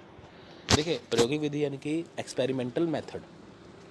अब देखिए कि एक्सपेरिमेंटल मेथड, पहली बात तो ये आप अपने दिमाग में रख लो एक बात को, कि इस विधि के तहत हम जो अपनी रिसर्च है, ठीक है, इस विधि के तहत जो हम अपनी रिसर्च को करते हैं, जो अनुसंधान को करते हैं, उसमें जो चर है यानी कि जो वेरिएबल है, क्या फ्रेंड्स, तो इसमें हम कुछ चेंजेस कर सकते हैं। यानी कि प्रायोगिक विधि के तहत क्या है, इस विधि के तहत हम अपने रिसर्च के अंदर कुछ अगर बदलाव करना चाहें तो वो कर सकते हैं, ठीक है। तो ये एक ऐसी विधि है, अगर हमें लगता है कि हाँ ये चीज़ ऐसे नहीं ऐसी होनी चाहिए तो हम उसको वैसा कर सकते हैं, क्योंकि ये वैज्ञानिक विधि है। तो ये विभिन्न वैज्ञानिक और मानकीकृत सांख्यिकी परीक्षण का अनुसरण करती है। यहाँ पे विभिन्न वैज्ञानिक तरीके आपको मिलेंगे। एक्सपेरिमेंटल में क्या है कि आप किसी चीज़ का बदलाव कर सकते हैं, अपनी अनुसंधान में इसका, अपनी शोध में इसका बदलाव थोड़ा सा कर सकते हैं, ठीक है फ्रेंड्स। और इसके जो परिणाम होते हैं वो आपको, जो परिणाम है, जो आपको जो परिवर्तन है वो आपको आकर्षित भी करते हैं। आपको लगता है कि आपने जो रिसर्च की है वो सही इतनी नहीं थी, तो थोड़ा सा आप उसको डाटा को चेंज या परिवर्तन उसमें कर सकते हैं, ठीक है, जिससे आपको रिज़ल्ट जो है वो बेहतर हो सकते हैं। वो किस में संभव है, वो प्रायोगिक विधि में संभव है। एग्जाम में डायरेक्ट क्वेश्चन ऐसे पूछा जाता है कि अगर हमें अपने रिसर्च में थोड़ा सा परिवर्तन करना है तो हम किस विधि के द्वारा करेंगे, वो है प्रायोगिक विधि। देखिए ये अलग अलग तरह। तो अब बारी आती है रैंडमाइज्ड कंट्रोल ग्रुप और प्री टेस्ट और पोस्ट टेस्ट डिज़ाइन की। देखिए इस फ्रेंड्स क्या है कि देखिए रैंडमली ग्रुप में किसी रिसर्च या कंट्रोल से वेरिएबल असाइन करें, ये समस्या यांत्रिक यादृच्छिक नियंत्रण समूह पर प्रभाव डाल सकते हैं। देखिए इसमें क्या है कि अगर आपको ये रिसर्च आपने की है तो आपको जो आपका जो वेरिएबल है वो रैंडम तरीके से आप लगा भी दें, तब भी आपका जो रिज़ल्ट है वो वैसा का वैसा आना चाहिए। यानी कि आपने कोई रिसर्च की है, अगर आपके जो रिसर्च करने के बाद अगर आपको उसको टेस्ट करना है तो आप उसको रैंडम तरीके से भी रख दो, तो उसका जो रिज़ल्ट आएगा वो कैसा आएगा, जैसे आपने चाहा था। इनकी ये नहीं कि आपको वो तरकीब वाइज लगाना पड़ेगा, ऐसे लगाना पड़ेगा तभी उसका रिज़ल्ट अच्छा आएगा। अगर आप उसको रैंडम तरीके से भी अपनी रिसर्च को रखोगे तभी उसके वेरिएबल जो है आपको रिज़ल्ट जो है जो आपके अनुसार ही दे सकते हैं। नेक्स्ट आंतरिक वैधता। देखिए आंतरिक वैधता ये जानने की कोशिश करती है कि एक आश्रित चर पर मनाया प्रभाव वास्तव में स्वतंत्र चर के कारण होता है। यानी कि जो आंतरिक वैधता है, जो आंतरिक शुद्धता है चीज़ की, जो रिसर्च की, वही जांचने की कोशिश करती हैं कि जो आश्रित चर यानी कि जो डिपेंडेंट वेरिएबल है, क्या उसके ऊपर जो इंडिपेंडेंट वेरिएबल है यानी कि स्वतंत्र चर है, क्या उसका प्रभाव होता है। क्योंकि फ्रेंड्स ऐसा होता है कि जो डिपेंडेंट वेरिएबल होता है ना, उसके ऊपर प्रभाव किसका होता है, इंडिपेंडेंट वेरिएबल का। तो इंडिपेंडेंट वेरिएबल के कारण वो क्या है, कई बार वो चेंज हो सकते हैं। तो आखिर में बारी आती है बाहरी वैधता की। देखिए बाहरी वैधता चिंता का विषय है कि क्या प्रयोग के परिणाम को प्रयोगात्मक स्थिति से परे सामान्यीकृत किया जा सकता है। यानी कि जो एक्सटर्नल वैलिडिटी है, जो बाहरी वैधता है कि क्या जो हमारे प्रयोग के परिणाम निकले हैं, ठीक है, क्या वो सामान्यकृत हैं, यानी कि जो हमने रिसर्च की है क्या उसके जो परिणाम निकले हैं तो क्या वो सामान्य तरीके से उसको किया जा सकता है, आसानी से उसको कर सकते हैं। जहाँ पे पॉपुलेशन आ जाए, यूनिवर्स आ जाए, तो बात सेम ही है। यानी कि आपके पास जो डाटा इकट्ठा किया हुआ है, ठीक है, वो है पॉपुलेशन। यानी कि जो आपके पास टोटल डाटा है, ठीक है, वो क्या है, वो पॉपुलेशन है, ठीक है फ्रेंड्स। डाटा किस चीज़ का, रिसर्च का। यानी कि अगर आप रिसर्च करने जा रहे हो, आपके पास जो आपने रिसर्च के लिए जो अपना पूरी रिसर्च जो तैयार कर ली है, अब आपके पास जो डाटा इकट्ठा है वो है पॉपुलेशन। अब देखिए सैम्पलिंग क्या है, पॉपुलेशन के चयन की प्रक्रिया को नमूने के रूप में जाना जाता है। नमूनाकरण में कम संख्या में व्यक्तियों का अध्ययन शामिल है, एक बड़ा समूह बनाते हैं। अब देखिए सैम्पलिंग करते क्यों है। देखिए मान लीजिए कि आपने किसी चीज़ के ऊपर रिसर्च करनी है, तो आपने उसका डाटा इकट्ठा कर लिया। अब जो आपने डाटा इकट्ठा किया है वो सही है, गलत है, क्या नहीं है, क्या उसमें गलतियाँ क्या है ना। तो ये किससे पता चलेगा कि जब उसको टेस्ट करोगे। तो टेस्ट किससे करोगे, ये आप करोगे सैंपल लेके। जैसे कि जैसे आपको फीवर हो जाए या कुछ हो जाए, वायरल कुछ भी हो जाए, है ना। तो होता क्या है कि जब आप डॉक्टर के पास जाओगे तो आपका वो ब्लड सैंपल लेगा ना, तो यानी कि आपके शरीर में क्या चल रहा है, आपको क्यों प्रॉब्लम हो रही है, तो आपको वो ब्लड सैंपल के लिए लिखते हैं ना टेस्ट, फिर आप लेबोरेटरी में जाकर टेस्ट करवाते हो, तो आपका ब्लड सैंपल देख के वो कह देते हैं कि आपको ये प्रॉब्लम है, फिर उसको देख के डॉक्टर आपकी बीमारी का हल ढूंढ लेता है। तो ये तो बस यही बात है कि जो हमने रिसर्च करी है उसको जांचना है कि वो सही है कि नहीं है। तो किससे पता चलेगा? वो सैम्पलिंग से पता चलेगा, जब हम उसका सैंपल लेंगे। ठीक है फ्रेंड्स। पॉपुलेशन या यूनिवर्स, देखिए बात एक ही है, यह विचाराधीन सभी इकाइयों का समुच्चय है। यानी कि विचाराधीन सभी इकाइयाँ, जो आपकी जो रिसर्च है उसकी सारा जो भी इकाइयाँ हैं, जो टोटल यूनिट है, ये इसके क्या है? समुच्चय, यानी कि समूह है। नमूना, यह आबादी का हिस्सा है। आबादी वही फ्रेंड्स, यहाँ पे देखिए पॉपुलेशन को हिंदी में आबादी कहते हैं। ठीक है, आप इसको यहाँ पे पॉपुलेशन या टोटल डाटा या यूनिवर्स कह सकते हो। यानी कि नमूना क्या है, सैंपल क्या है, ये किसका हिस्सा है? ये पॉपुलेशन, यानी कि जो आपका जो टोटल जो आपका रिसर्च है उसका ये हिस्सा है। ठीक है फ्रेंड्स। तो नेक्स्ट है पॉपुलेशन का आकार, जनसंख्या से संबंधित, यानी कि पॉपुलेशन से संबंधित इकाई। देखिए पॉपुलेशन का आकार, यानी कि जो आपका डाटा है वो उसका साइज़ कितना होता है। ठीक है फ्रेंड्स, साइज़ कितना होता है। ठीक है, तो यानी कि पॉपुलेशन का आकार क्या है कि आपका जो टोटल डाटा है उसमें आपने कितना डाटा डाल रखा है, वो होता है पॉपुलेशन का आकार। अगर आपकी रिसर्च थोड़ी सी लंबी है, जितना आपने डाटा डाल रखा है, तो टोटल डाटा जो है वो पॉपुलेशन का आकार जो है वो डिसाइड करता है। नेक्स्ट है नमूनाकरण त्रुटि। देखिए त्रुटि, एरर, हर एक चीज़ में फ्रेंड्स देखिए कोई सर्वगुण संपन्न नहीं है। आप कुछ भी कर लो उसके हमेशा नेगेटिव पॉइंट आपको मिल ही जाएंगे। आप दुनिया के लिए अच्छा काम करोगे फिर भी आपको एरर वहाँ पे मिलेगा, क्योंकि आपके अच्छे काम से भी कोई संतुष्ट नहीं हो पाएगा। ठीक है, यानी कि अगर आप अच्छा काम करो, बुरा काम करो, जो भी करो, गलतियाँ हमेशा हो ही जाती हैं। ठीक है फ्रेंड्स। तो नमूनाकरण त्रुटि क्या है कि जब हम सैम्पलिंग करते हैं, जब सैंपल लेते हैं उसमें गलतियाँ हो जाती हैं। पैरामीटर क्या, देखिए जनसंख्या, यानी कि पॉपुलेशन से गणना किए गए सांख्यिकी माप सभी इकाइयों के आधार पर जनसंख्या की या पॉपुलेशन की विशेषता है। पैरामीटर क्या है कि जो पॉपुलेशन, जो आपकी जो डाटा है वो किस पर निर्भर है।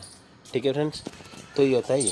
ठीक है फ्रेंड्स, पैरामीटर, यानी कि देखिए फ्रेंड्स इसमें क्या है कि जो पॉपुलेशन है, ठीक है, उससे क्या निकलेगा? पैरामीटर, यानी कि पैरामीटर के ये डिसाइड करता है कि जो आपका जो पॉपुलेशन है, जो आपका यूनिवर्स है, जो आपका जो डाटा है वो कैसा है। ठीक है फ्रेंड्स। देखिए विधि नमूनाकरण, आप देखेंगे कि जो सैम्पलिंग है वो किस प्रकार से लिया जाएगा।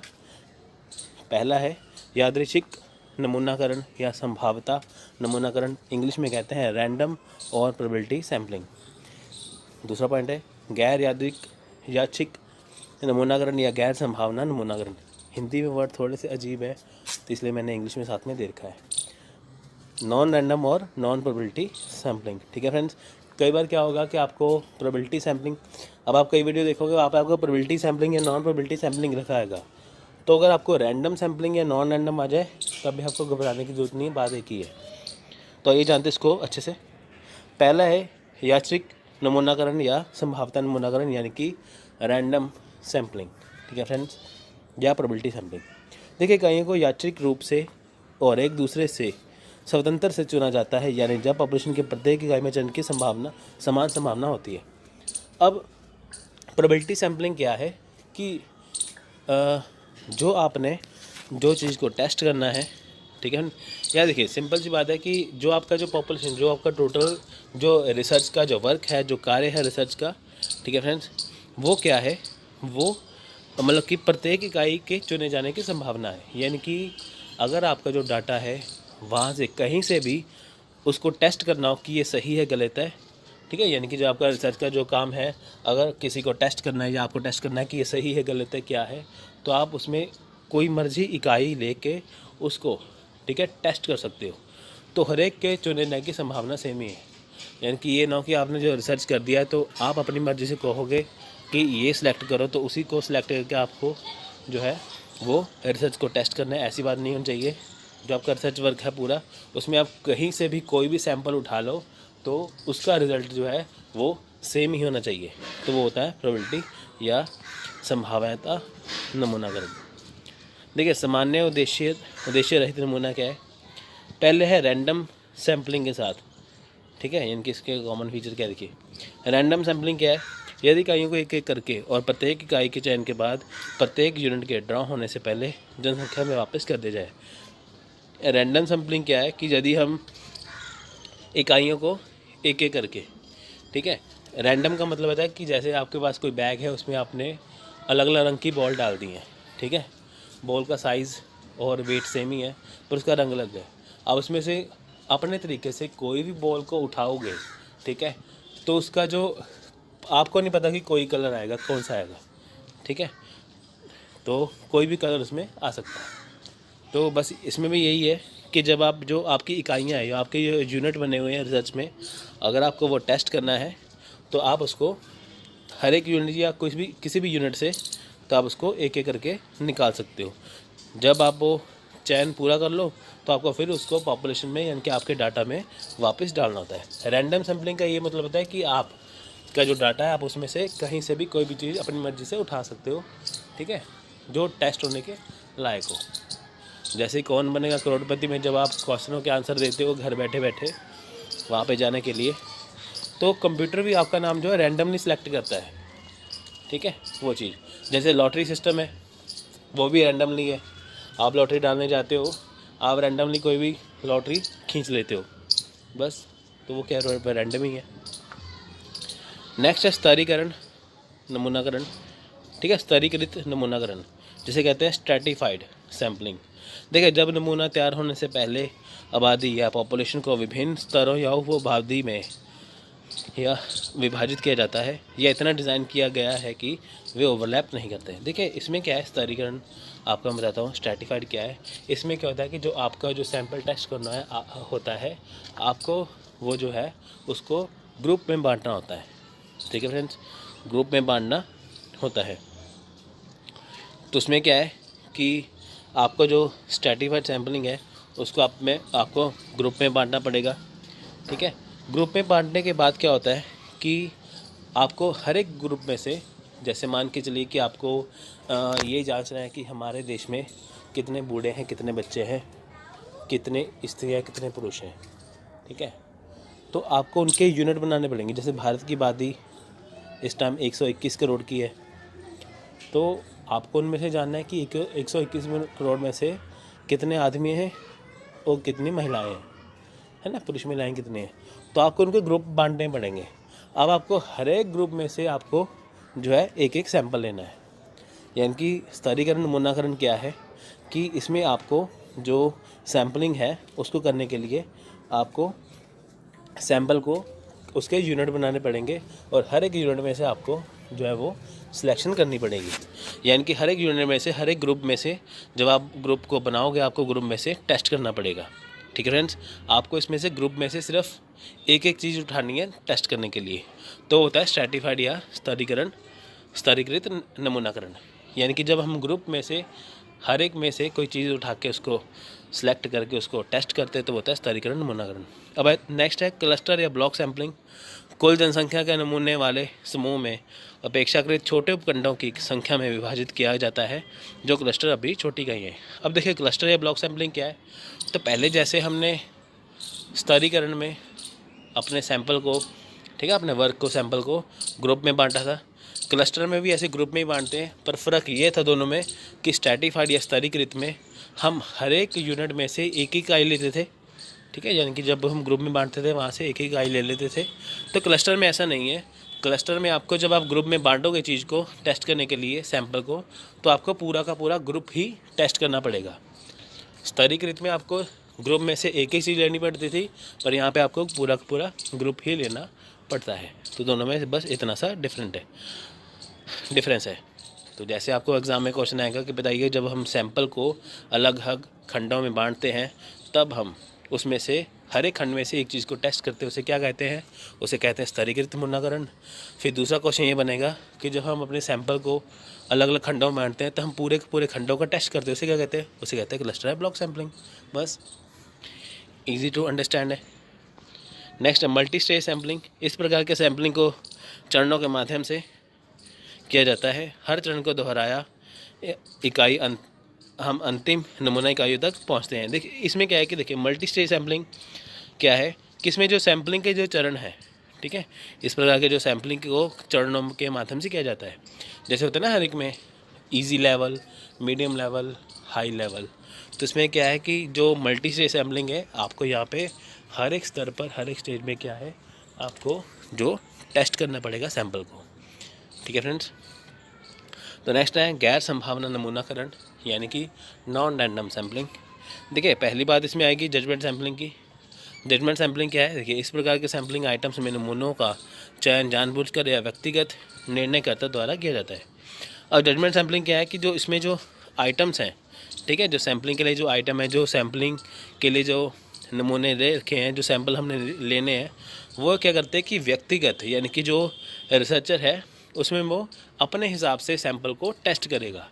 यानी कि आपके पास जो आपका रिसर्च का जो काम है, जो अनुसंधान का जो आपके पास कार्य है, जो टोटल पूरा डाटा है, उसमें क्या करोगे, जजमेंट सैम्पलिंग में आप व्यक्तिगत तौर पर एक सैंपल को चूज़ करोगे, क्योंकि इसमें प्रोबेबिलिटी सैम्पलिंग नहीं आएगा।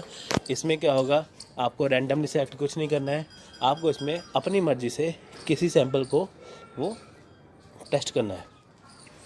देखिए कोटा सैम्पलिंग में क्या है, कोटा नमूनाकरण में इस पद्धति के तहत जांचकर्ताओं को कुछ मानदंडों के अनुसार निश्चित कोटा सौंपा जाता है। उन्हें प्रत्येक कोटे में भरने के लिए आवश्यकता संख्या प्राप्त करने का निर्देश दिया जाता है।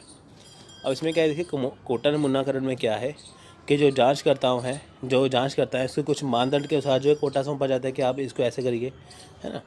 तो उसमें क्या है कि प्रत्येक कोटे को भरने के लिए आवश्यकता संख्या प्राप्त करने का निर्देश। देखिए इसमें क्या है कि कोटा नमूनाकरण में अगर आपको इसमें आपको 2 ग्रुप में चीज़ों को बांटना होता है, कि जैसे आप चीज़ों को इसमें जैसे आप किसी चीज़ को कोटे में बांट दो, तो आपको सिर्फ उसी कोटे के बारे में पता लगाना होता है। यानी कि ये नहीं है कि आपने जैसे आपने किसी एक चीज़ का पता, जैसे आप मान के चलते हैं कि हमारे देश में औरतों और महिलाओं की, ठीक है, कि गिनती क्या है, शिक्षा स्तर क्या है, तो हमें वो जानने के लिए, कुछ भी करने के लिए हमें सिर्फ एक कोटे का ही पता चलेगा। या तो हम औरतों का पता लगा सकते हैं या महिलाओं या पुरुषों का। ठीक है फ्रेंड्स। तो उसमें क्या है कि हमें जैसे हम एक कोटे को पकड़ेंगे, दूसरा अपने आप ही वो निकल जाएगा। यानी कि कोटा नमूनाकरण में क्या है कि उसमें आपको सिर्फ एक ही कोटे के बारे में पता चलेगा जिसके बारे में आप विशेष रूप से जानना चाहते हो। ठीक है फ्रेंड्स। तो फ्रेंड्स देखिए स्नोबॉल सैम्पलिंग, स्नोबॉल नमूनाकरण या स्नोबॉल सैम्पलिंग क्या है। स्नोबॉल नमूनाकरण का उपयोग आमतौर पर तब किया जाता है जब वांछित वादी की पहचान करना मुश्किल होता है। देखिए फ्रेंड्स इसमें क्या है कि जो स्नोबॉल नमूनाकरण है ना, उसमें क्या है कि जब आपका जो डाटा है उसको टेस्ट करना थोड़ा सा मुश्किल है, वहाँ पे क्या काम आएगा, वहाँ पे काम आएगा स्नोबॉल सैम्पलिंग। ठीक है फ्रेंड्स। यानी कि आपको लगता है ये काम मुश्किल है, पर आप क्या करते हो कि आप एक चीज़ के ज़रिए उसकी चेन बनाते बनाते तो आप कहाँ तक पहुँच जाते हो, उस चीज़ के एंड तक। ठीक है फ्रेंड्स। यानी कि पहले आप एक व्यक्ति से मिले, फिर उसके ज़रिए आप दूसरे व्यक्ति से मिले, फिर तीसरे व्यक्ति से मिले। आपको मैं एक छोटी सी एग्जांपल देता हूँ, ठीक है। उसमें क्या है कि जैसे आपको जैसे आपको जानना है कि हमारे जो भारत की जो शिक्षा प्रणाली है उसके बारे में जानना है, तो आप कैसे जान पाओगे? अगर आपको बहुत गहराई से अध्ययन करना है तो पहले आप एक व्यक्ति से मिलोगे जिसको इस चीज़ के बारे में काफ़ी ज्ञान है, फिर उसके बाद आप उसके ज़रिए वो आपको सजेस्ट करेंगे, आप उनसे मिलिए, है ना। फिर जब आप उनके द्वारा सजेस्ट किए गए आदमी से मिलोगे, फिर आप आगे और कहीं से मिलेंगे। तो ऐसे करते करते आपका जो वर्क है जो पूरा हो जाएगा। यानी कि आपका जो लगता था मुश्किल है, ठीक है, पर आपने एक व्यक्ति से मिला, उसके ज़रिए आप वाकई व्यक्ति से मिले जिससे आपका जो रिसर्च है वो पूरा हो रहा है, तो तब का उसे कहते हैं स्नोबॉल नमूनाकरण या स्नोबॉल सैम्पलिंग। ठीक है फ्रेंड्स। व्यवस्थित नमूनाकरण क्या है? देखिए पूरी आबादी को या पूरे पॉपुलेशन को एक विशेष क्रम में व्यवस्थित किया जाता है।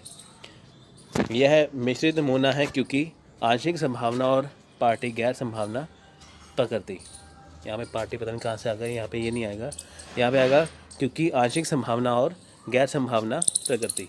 ठीक है फ्रेंड्स। ये पार्टी काट देना, पता नहीं कहाँ से यहाँ पे लिख हो गया मिस्टेक से, तो यहाँ पे दो ही यही चीज़ आएंगी, क्योंकि आंशिक संभावना और गैर संभावना प्रकृति। ठीक है फ्रेंड्स। देखिए व्यवस्थित नमूनाकरण में क्या है कि जब आप जो पॉपुलेशन है उसको क्या है विशेष क्रम में व्यवस्थित करोगे, तो व्यवस्थित करने से होता है ना फ्रेंड्स, देखिए सिस्टमेटिक वे से आप चलते हो। यानी कि जब आप चीज़ को सिस्टमेटिक वे से चलाते हो, सिस्टमेटिक वे से आप उसका जो है वो टेस्टिंग करते हो। जैसे अभी आपका जो पेपर 1 में 10 के 10 यूनिट है, हम उसका व्यवस्थित तरीके से उसको करेंगे, ठीक है। पहले यूनिट 1, फिर यूनिट 2, फिर 3, 4 करते करते यूनिट 10, है ना फ्रेंड्स। तो वो हो गया व्यवस्थित नमूनाकरण, ठीक है फ्रेंड्स। तो नेक्स्ट है त्रुटि यानी कि एरर। देखिए, नमूना से पॉपुलेशन मापदंडों का अनुमान लगाने पर 2 त्रुटि होती हैं। तो पहला है नमूना त्रुटि, दूसरा है नॉन सैम्पलिंग त्रुटि। तो फ्रेंड्स देखिए कि जो त्रुटि है, त्रुटि क्या होता है कि हर एक चीज़ में फ्रेंड्स देखिए कि चाहे कुछ भी चीज़ हो जाए, आपका रिसर्च वर्क हो, उसमें कोई ना कोई त्रुटि या एरर आ ही जाता है, ठीक है फ्रेंड्स। तो कुछ ना कुछ गलती है। अब पहली बात है कि 2 तरह का है, देखिए नमूनाकरण त्रुटि और नॉन सैम्पलिंग त्रुटि या एरर। देखिए, नमूनाकरण त्रुटि क्या है? यह नमूना माध्य और जनसंख्या माध्य के बीच का अंतर है।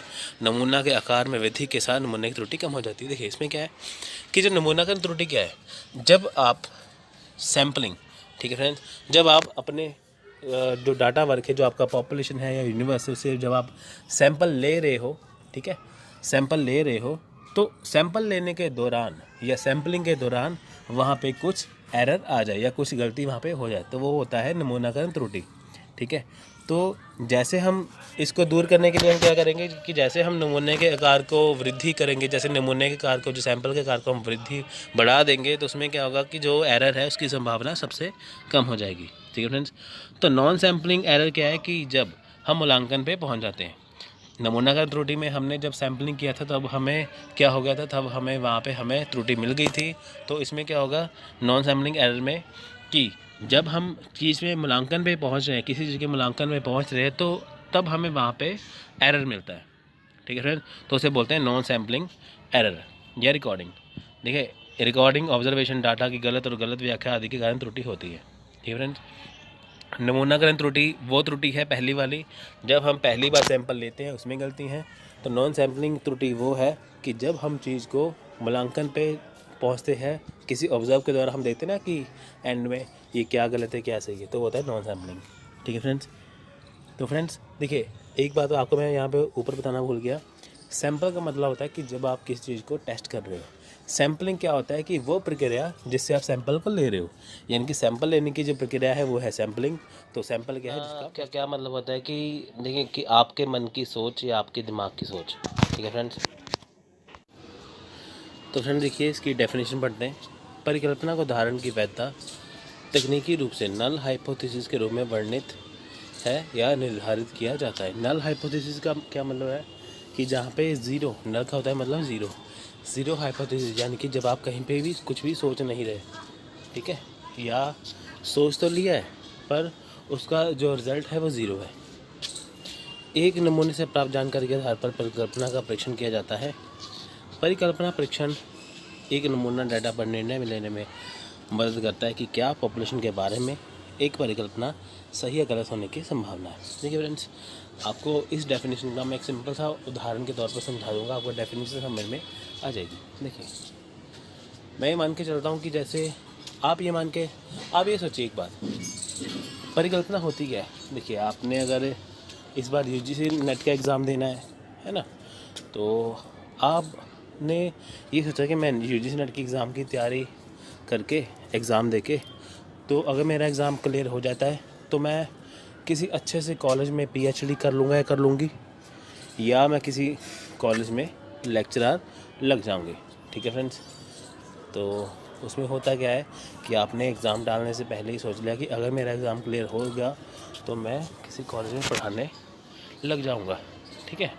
तो उसमें होता क्या है कि अगर आपका एग्ज़ाम वाकई क्लियर हो जाता है, तो इनकी जो आपने परिकल्पना बनाई थी, है, जो आपने सोचा था, वो हो गया सही। अब ये देखिए कि अगर आपका एग्ज़ाम नहीं पास हुआ तो यानी कि जो आपने सोचा था वो हो गया गलत। यानी कि जो आपका सोचना था वो था आपकी परिकल्पना, ठीक है फ्रेंड्स। तो ये सही भी हो सकता है, ये गलत भी हो सकता है। यानी कि आपने सोचा था पास हो सकते हो, तो अगर आप पास हो गए तो आपकी परिकल्पना क्या हो जाएगी, आपका हाइपोथेसिस क्या हो जाएगा, सही। अगर आप फेल हो गए, है ना, अगर आप फेल हो गए तो आपका जो आपका हाइपोथेसिस है वो गलत हो जाएगा, ठीक है फ्रेंड्स। इसमें ये देखा जाता है कि जो आपकी परिकल्पना है वो कैसी है, ठीक है फ्रेंड्स। तो यही बात रिसर्च के ऊपर भी है कि मान लीजिए दूसरी धारणा है, मान लीजिए कि कोई वैज्ञानिक या कोई साइंटिस्ट या कोई रिसर्चर किसी चीज़ के बारे में अगर कोई उसको चीज़ को शोधना है ना, यानी कि कोई साइंटिस्ट है, अगर वो चाहता है कि वो ऐसी दवाई तैयार करे या ऐसा कुछ तैयार करे जिससे आने वाले समय में लोगों का काफ़ी फ़ायदा हो सके, पर जो उसने सोचा था उसको रिज़ल्ट जो निकला वो उसके उलट निकला, है ना, तो वो क्या होगा, वो गलत हो गया। ठीक है, यानी कि आपको एग्जांपल देखिए, एक रोबोट पिक्चर आई थी 2010 में, और रोबोट पिक्चर में क्या था कि जो रजनीकांत है वो रोबोट बनाते हैं कि ताकि जो हमारी इंडियन आर्मी है उनको रोबोट दे, और रोबोट अगर वो सफल होगा तो इंडियन आर्मी में रोबोट जो है वो भर्ती किए जाएंगे, जिससे जो हमारे जवान हैं वो शहीद नहीं होंगे, तो सारा काम मशीन से या रोबोट से होगा। अब उनकी परिकल्पना थी कि मैं इस रोबोट को अपनी इंडियन आर्मी में दे दूँ। अब होता क्या है, जब उसमें रेड चिप लग जाती है रोबोट में, तो वो इंसान का दुश्मन बन जाता है। तो यानी कि जब उन्होंने सोचा था कि मैं ये रोबोट बना रहा हूँ कि ताकि हमारे देश का भला हो सके, पर होता उससे उलट है, यानी कि जो उनकी साइंटिस्ट की जो परिकल्पना थी वो उसके उलट हो जाती है। ठीक है फ्रेंड्स, ये सबसे बड़ी एग्जांपल थी। तो यानी कि परिकल्पना क्या होती है कि जो अपने मन से हम सोचते हैं, जो अपने दिमाग से सोच के हम एक धारणा बना लेते हैं किसी चीज़ के बारे में, तो अगर वो वैसी हो जाए तो हमारी परिकल्पना सही हो जाएगी, वैसे ना हो तो परिकल्पना गलत हो जाएगी। तो यानी कि जो हमारे मन में जो हम सोचते हैं किसी चीज़ के बारे में, तो वो होती है परिकल्पना। ठीक है फ्रेंड्स, तो फ्रेंड देखिए ये दो प्रकार का है, एक है पैरामेट्रिक टेस्ट, एक है नॉन पैरामेट्रिक टेस्ट। अब पैरामेट्रिक टेस्ट क्या है और नॉन पैरामेट्रिक क्या है, देखिए पैरामेट्रिक टेस्ट सिंपल सा एग्जांपल आपको दोनों में डिफरेंस बता दूँ क्या है। पैरामेट्रिक जो टेस्ट है वो सिस्टमेटिक वे से चलता है, और नॉन पैरामेट्रिक जो है वो सिस्टमेटिक वे से नहीं चलता। ठीक है, यानी कि जब हम सैंपल का टेस्ट करते हैं वहाँ पे स्टैटिक्स निकलते हैं, तो जब हम पॉपुलेशन को, यानी कि जो हमारा रिसर्च वर्क है, जैसे जो रिसर्च वर्क है हमारा जिसे पॉपुलेशन कहा जाता है, उसमें से पैरामीटर निकलता है। इनकी पैरामीट्रिक टेस्ट क्या है कि किस आधार पर जो हमारी जो पॉपुलेशन है वो टिकी हुई है। तो चलिए देखते हैं इसको, पैरामीट्रिक टेस्ट को। एक सांख्यिकी जिसमें जनसंख्या पैरामीटर के बारे में विशिष्ट धारणा बनाई जाती है, पैरामीट्रिक टेस्ट के रूप में जाना जाता है। यानी कि एक सांख्यिकी क्या है, एक स्टैटिक, जिसमें क्या है जनसंख्या पैरामीटर, जनसंख्या वही पॉपुलेशन जो हमारा रिसर्च वर्क है उसके पैरामीटर के बारे में विशिष्ट धारणा बनाई जाती है। यानी कि जो पैरामीटर है वो क्या तय करता है कि जो हमारा पॉपुलेशन है या जो हमारा जो रिसर्च वर्क है वो कितना सही है कितना गलत है ना। अब हम कहें कि ये चीज़ सही है, उसका पैरामीटर तो होना चाहिए ना कि बाकी जो ये चीज़ सही है, हम किस आधार पर कह रहे हैं वो। नेक्स्ट पढ़ते हैं, यह सांख्यिकी आधार वितरण जैसे टी टेस्ट, जेड टेस्ट इकाइयों को यादृच्छिक रूप से और स्वतंत्र रूप से एक दूसरे का चयन किया जाता है। यानी जब आबादी यानी कि जो पॉपुलेशन है कि प्रत्येक इकाई में चयन की समान संभावना होती है, जनसंख्या हमारी पूरी जानकारी होती है। देखिए फ्रेंड्स, पैरामेट्रिक टेस्ट क्या है।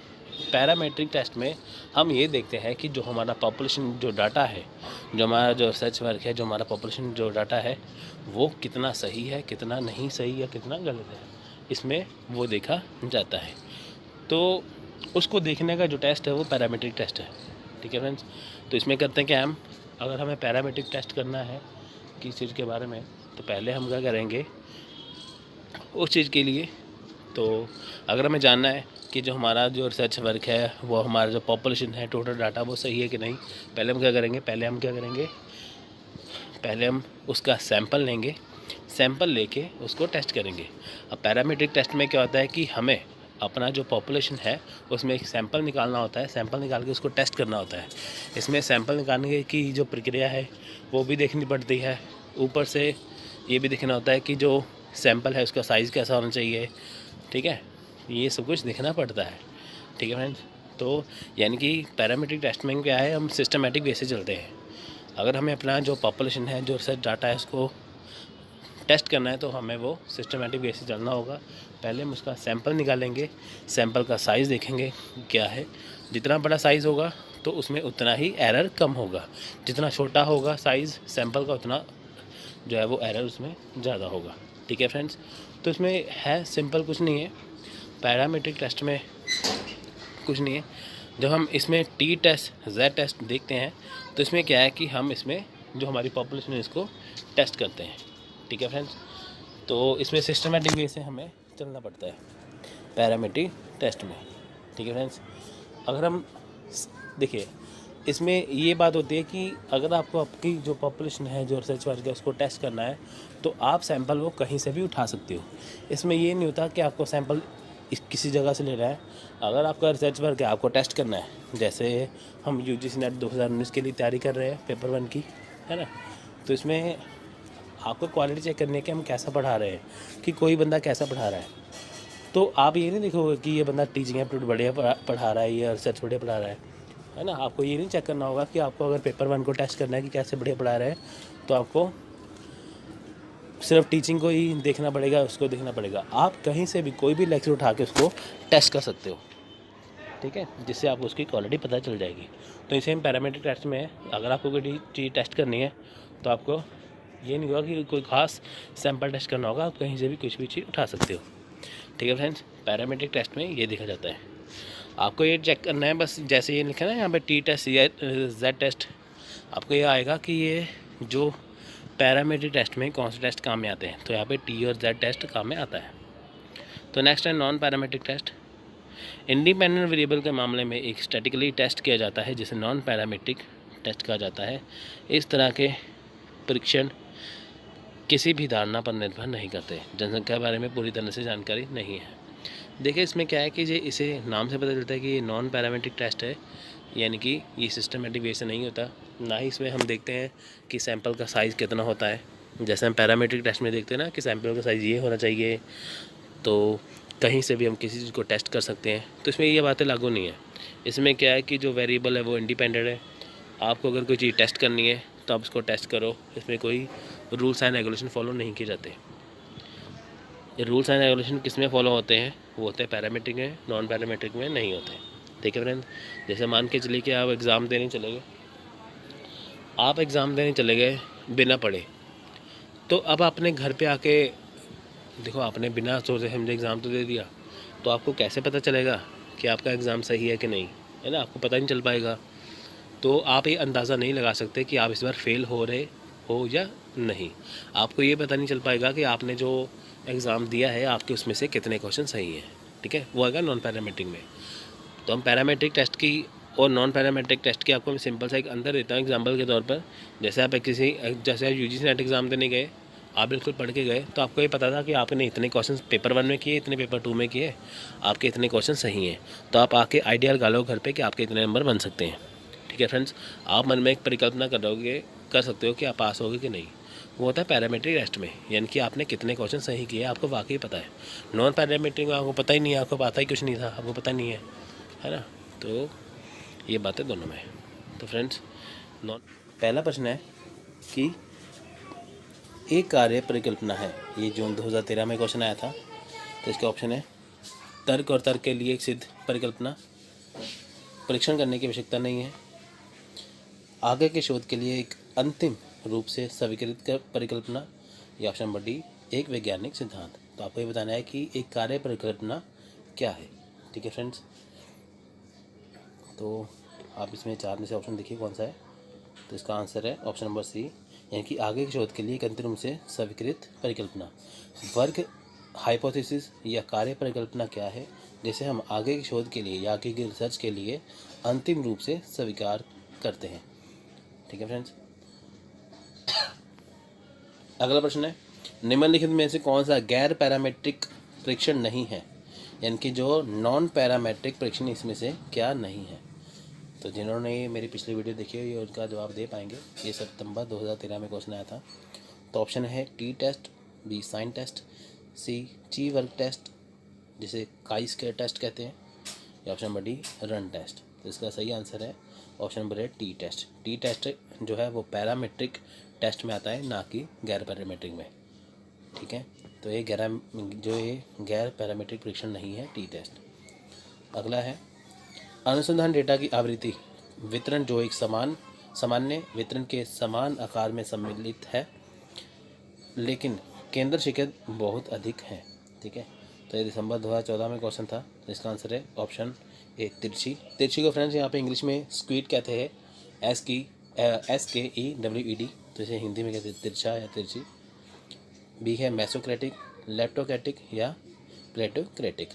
तो इसका राइट आंसर है ऑप्शन नंबर सी, लेप्टोक्रेटिक।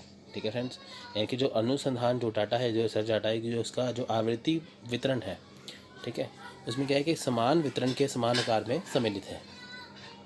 तो नेक्स्ट प्रश्न है, पुरुष और महिला छात्र संख्यात्मक परीक्षण में समान रूप से अच्छा प्रदर्शन करते हैं।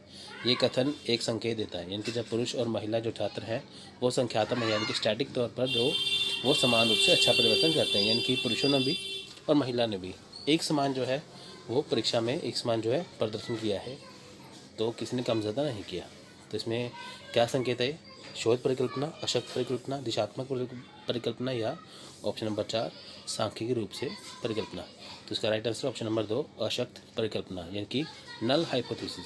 फ्रेंड्स, नल हाइपोथेसिस या अशक्त परिकल्पना का मतलब होता है ज़ीरो, यानी कि जहाँ पर किसी भी प्रकार का कोई भी परिकल्पना ना लगाया जा सके। जैसे पुरुष और महिला दोनों ने एक समान परीक्षा में प्रदर्शन किया, तो हम उसमें कोई परिकल्पना नहीं लगा सकते। हम ये लगा सकते हैं ना, अगर दोनों में से किसी एक ने ज़्यादा नंबर ले लेते, हमें कहते हैं हाँ लड़कियां टॉप करती हैं, लड़के टॉप करते हैं, तो ये परिकल्पना हो जाती है। अब दोनों ने समान रूप से अच्छा प्रदर्शन किया तो यहाँ पे कोई परिकल्पना नहीं बनती, तो ये आएगी नल हाइपोथेसिस, यानी कि अशक्त परिकल्पना। ठीक फ्रेंड्स, तो फ्रेंड्स ये था आज का लेक्चर। अगर वीडियो अच्छा लगा तो लाइक और शेयर करना मत भूलिए। तो फ्रेंड्स मिलते हैं अगले वीडियो में, तब तक के लिए धन्यवाद, थैंक यू, जय हिंद। अब एग्जाम्पल में देखते हैं कि नॉन पैरामीट्रिक टेस्ट में कौन कौन से टेस्ट आते हैं, जैसे कि ची स्क्वायर। फ्रेंड्स यहाँ पे ची नहीं, यहाँ पे हिंदी में जैसे काई स्क्वायर कैसे ना, CHI काई स्क्वायर टेस्ट, कोल मोग्रोव सिमरनोव बिनोमियल मेडियन मैनन वाइटनिंग। कोई चीज़ सही है गलत है वो कैसे पता चलेगी? वो पता चलेगी नैतिकता से। ठीक है फ्रेंड्स, यानी कि अगर हम किसी से अच्छा करते हैं, किसी के साथ बुरा करते हैं, जो चीज़ अच्छी होती है बुरी होती है वो नैतिकता के अंदर आती है। तो देखिए, नैतिकता शब्द ग्रीक शब्द एथोस से लिया गया है, जो रिवाजों को स्वीकार किए गए व्यवहारों को संदर्भित करता है। यानी कि नैतिकता शब्द कहाँ से लिया गया है? एथोस से। ठीक है, इंग्लिश का शब्द है एथिक्स, और एथिक्स शब्द कहाँ से लिया गया है? एथोस से। ठीक है, यह ग्रीक भाषा का शब्द है, तो जो रिवाजों को स्वीकार किए गए व्यवहारों को संदर्भित करता है। यानी कि नैतिकता का जो शब्द है एथोस से लिया गया है, और यह इसका ग्रीक भाषा के में क्या मतलब है? रिवाज, यानी कि कस्टम्स। ठीक है फ्रेंड्स, शोध नैतिकता आचार संहिता को संदर्भित करती है, जिसका शोधकर्ता अनुसंधान या परियोजना के दौरान अनुसरण करते हैं। अब जो शोध नैतिकता क्या है? वो आचार संहिता को संदर्भित करती है। यानी कि शोध नैतिकता में क्या है? देखिए, नैतिकता जैसे मैंने बताया कि कोई चीज़ अच्छी है बुरी है, वो नैतिकता के अंदर आएगी। अब जो हम रिसर्च कर रहे हैं वो अच्छी है बुरी है, जैसी भी है वो हमें बतानी पड़ती है, वो इसके अंदर आएगी। वो आएगी किसको संदर्भित करती है? वो करती है आचार संहिता को। देखिए, अनुसंधान नैतिकता में सिद्धांतों और मानकों को शामिल किया गया है, जो अनुसंधान के संचालन में व्यवहार का मार्गदर्शन करते हैं। अब देखिए, जो अनुसंधान नैतिकता है उसमें किसको शामिल किया गया है? सिद्धांतों और मानकों को। ठीक है, देखिए सिंपल से इस लाइन का क्या मतलब है कि शोध नैतिकता में आचार संहिता होनी चाहिए। क्योंकि देखिए, अगर हम कोई शोध करते हैं, वो शोध हमें फ़ायदा देगी, हमें नुकसान देगी, क्या करेगी, तो वो किस में आएगा? शोध आचार या नैतिकता में। यानी कि जो हमारी शोध है वो किसके लिए होनी चाहिए? देखिए, सबसे पहले फ्रेंड बात देखिए कि अगर कोई भी शोध है, कोई भी रिसर्च होती है, वो किसके लिए होती है? कि ताकि सभी को बेनिफिट मिल सके, सोसाइटी में रहने वाले लोगों को और देश को। ठीक है, तो इनकी शोध ऐसी होती है कि जिससे सभी को फायदा मिल सके। ऐसी शोध नहीं होती जो सबको नुकसान पहुंचाए। अब देखिए, अनुसंधान आचार की विशेषताएं क्या है? अनुसंधान नैतिकता अच्छी तरह से स्वीकार किए गए नैतिक और सामाजिक मूल्य पर आधारित है।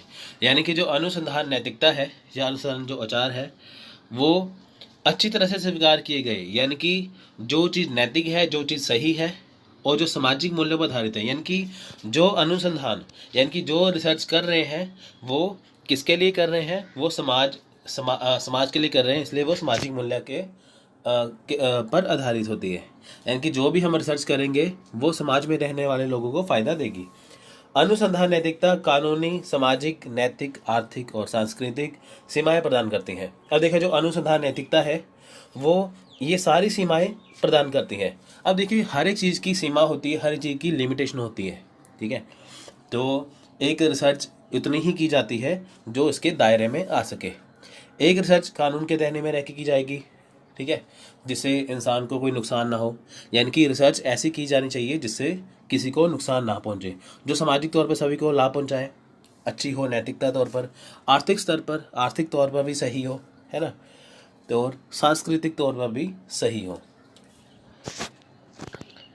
अब देखिए नैतिक सिद्धांत क्या है। हमने बात तो की है कि जो अनुसंधान है वो नैतिक होना चाहिए। वो नैतिक सिद्धांत क्या है देखते हैं। देखिए पहली बात है ईमानदारी। शोधकर्ता को अनुसंधान परियोजना में ईमानदारी से और सच्ची जानकारी प्रदान करनी चाहिए। शोधकर्ता गलत बयानी, चूक या आंशिक सच्चाई से गुमराह या छल धोखा नहीं करते। देखिए इसमें क्या है कि अगर पहली बात तो किसी अनुसंधानकर्ता ने, किसी रिसर्चर ने कोई अनुसंधान या कोई रिसर्च की है तो उसे सबसे पहले ये शोध करने के बाद ईमानदारी रखनी चाहिए। यानी कि जो जो उसकी जो उसने अनुसंधान किया है, जो उसने शोध किया है, वो उसमें क्या क्या उसने बताया है वो सारा कुछ सच होना चाहिए। यानी कि उसकी जो शोध है, जो उसका अनुसंधान है वो सही है, गलत है, क्या क्या उसमें कमियां हैं, ये सारी उसको बतानी चाहिए पूरी की पूरी ईमानदारी से। यानी कि ये ना उसने किया कुछ और है, अनुसंधान में बताया कुछ और है, इसमें गलत बयानी वगैरह कुछ नहीं दी जानी चाहिए। अगर कहीं पे गलती है तो उसे गलती को बताना चाहिए कि हाँ ये चीज़ यहाँ पे गलत है, ठीक है फ्रेंड्स। तो यानी कि अनुसंधानकर्ता को शोध करते समय जब वो अपना शोध कर लेगा तो उसको ईमानदारी से पूरा उसको बताना चाहिए कि ये कैसे कैसे किस पर आधारित है, इसमें कोई भी गलत बयानी नहीं होनी चाहिए। वफादारी। शोधकर्ता सत्य की खोज करना चाहते हैं और व्यक्तिगत ईमानदारी और साहस का प्रदर्शन करते हैं। शोधकर्ता को सुविधा के लिए सिद्धांत और मूल्य का त्याग नहीं करना चाहिए। पखंडी या बेईमान नहीं होना चाहिए, ठीक है। यहाँ पे होना चाहिए की जगह नहीं होना चाहिए आना था, यहाँ पे गलत लिख हो गया है थोड़ा सा, अब इसको सही कर लेना। उसे पखंडी या बेईमान नहीं होना चाहिए। देखिए अब देखिए उसे वफादारी रखनी चाहिए। अब देखिए जो शोध करता है यानी कि जो रिसर्चर है वो हमेशा शोध करेगा किसकी, सत्य की खोज करना चाहता है, इसलिए वो ईमानदारी से चलता है। अब उसे क्या करना चाहिए, उसे किसी भी तरह का मतलब कि कोई भी झूठ या बेईमानी नहीं करनी चाहिए, उसे ईमानदारी रखनी चाहिए। यानी कि अगर वो कोई रिसर्च करने जा रहा है, कोई शोध करने जा रहा है तो वो उसके प्रति ईमानदार रह के उसे चीज़ को कर सके। एग्जाम्पल के तौर पे हम देखते हैं कि जैसे कोई शोध करता है, जो कोई रिसर्चर है, अगर कोई मेडिसिन, वो अगर उसने वैज्ञानिक है, उसने अगर मेडिसिन को अगर ऐसा बनाना है कि जो सभी को हर बीमारी से मुक्त कर सके तो उसे वफादारी से उसी के ऊपर जाना चाहिए, उसी के बारे में उसे रिसर्च करनी चाहिए, ठीक है। नेक्स्ट है वफादारी या निष्ठा।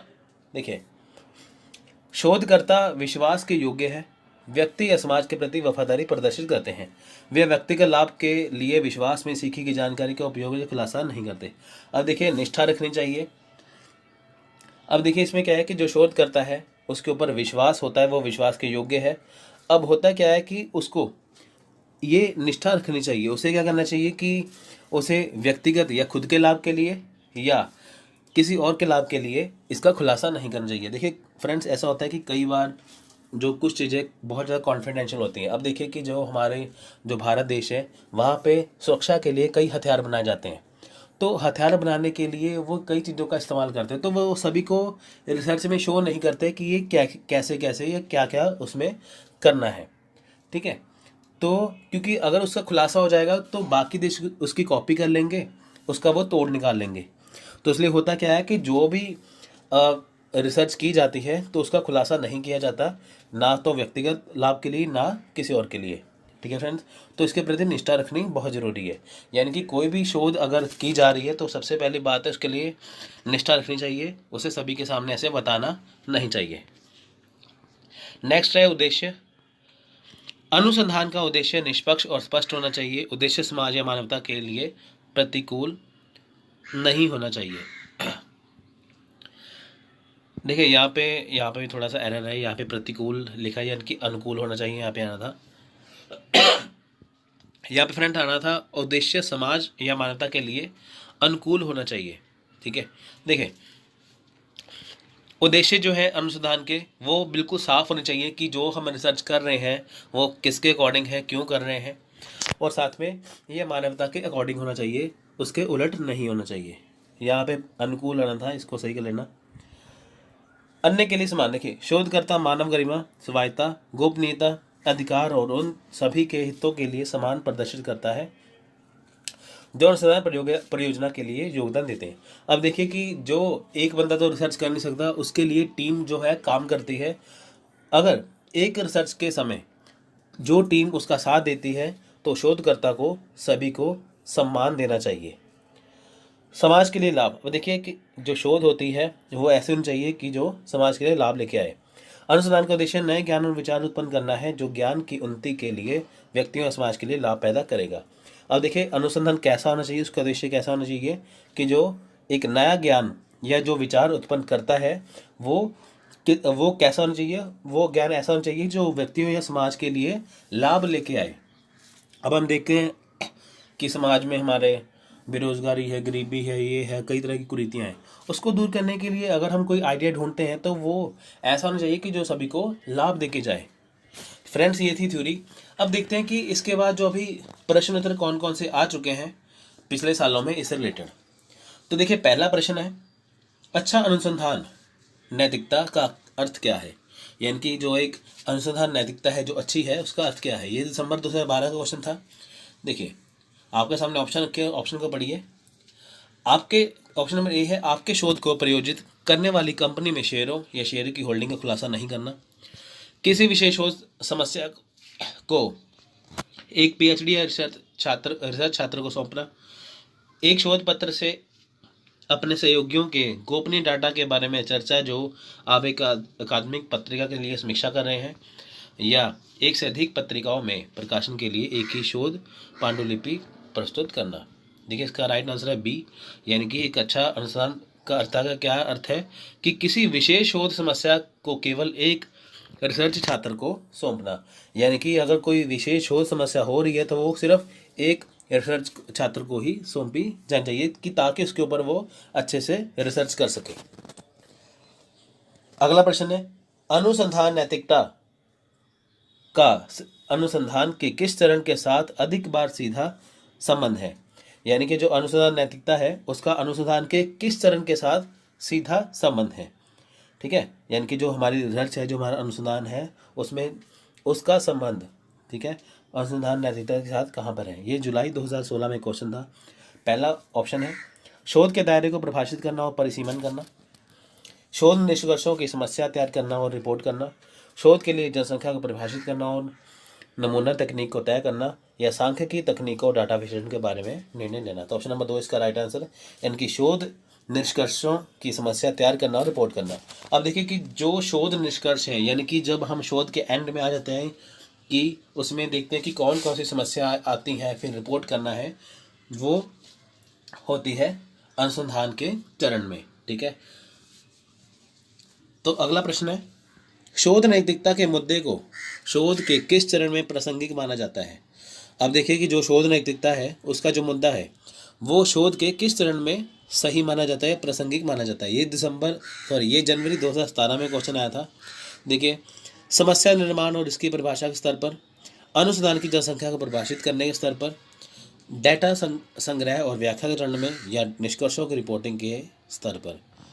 तो इसका राइट आंसर है ऑप्शन नंबर 3, डेटा संग्रह और व्याख्या के चरण में। ठीक है फ्रेंड, जो शोध नैतिकता है वो शोध के डाटा संग्रह और डिजिटल ज़माना है।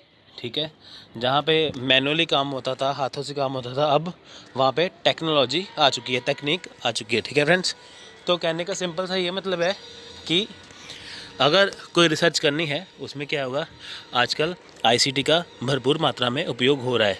अगर आपको कोई डाटा इकट्ठा करना है, डाटा सेव करना है, कोई आपको रिसर्च के बारे में कुछ भी प्राप्त करना है, तो आप यहाँ से कर सकते हो आसानी से।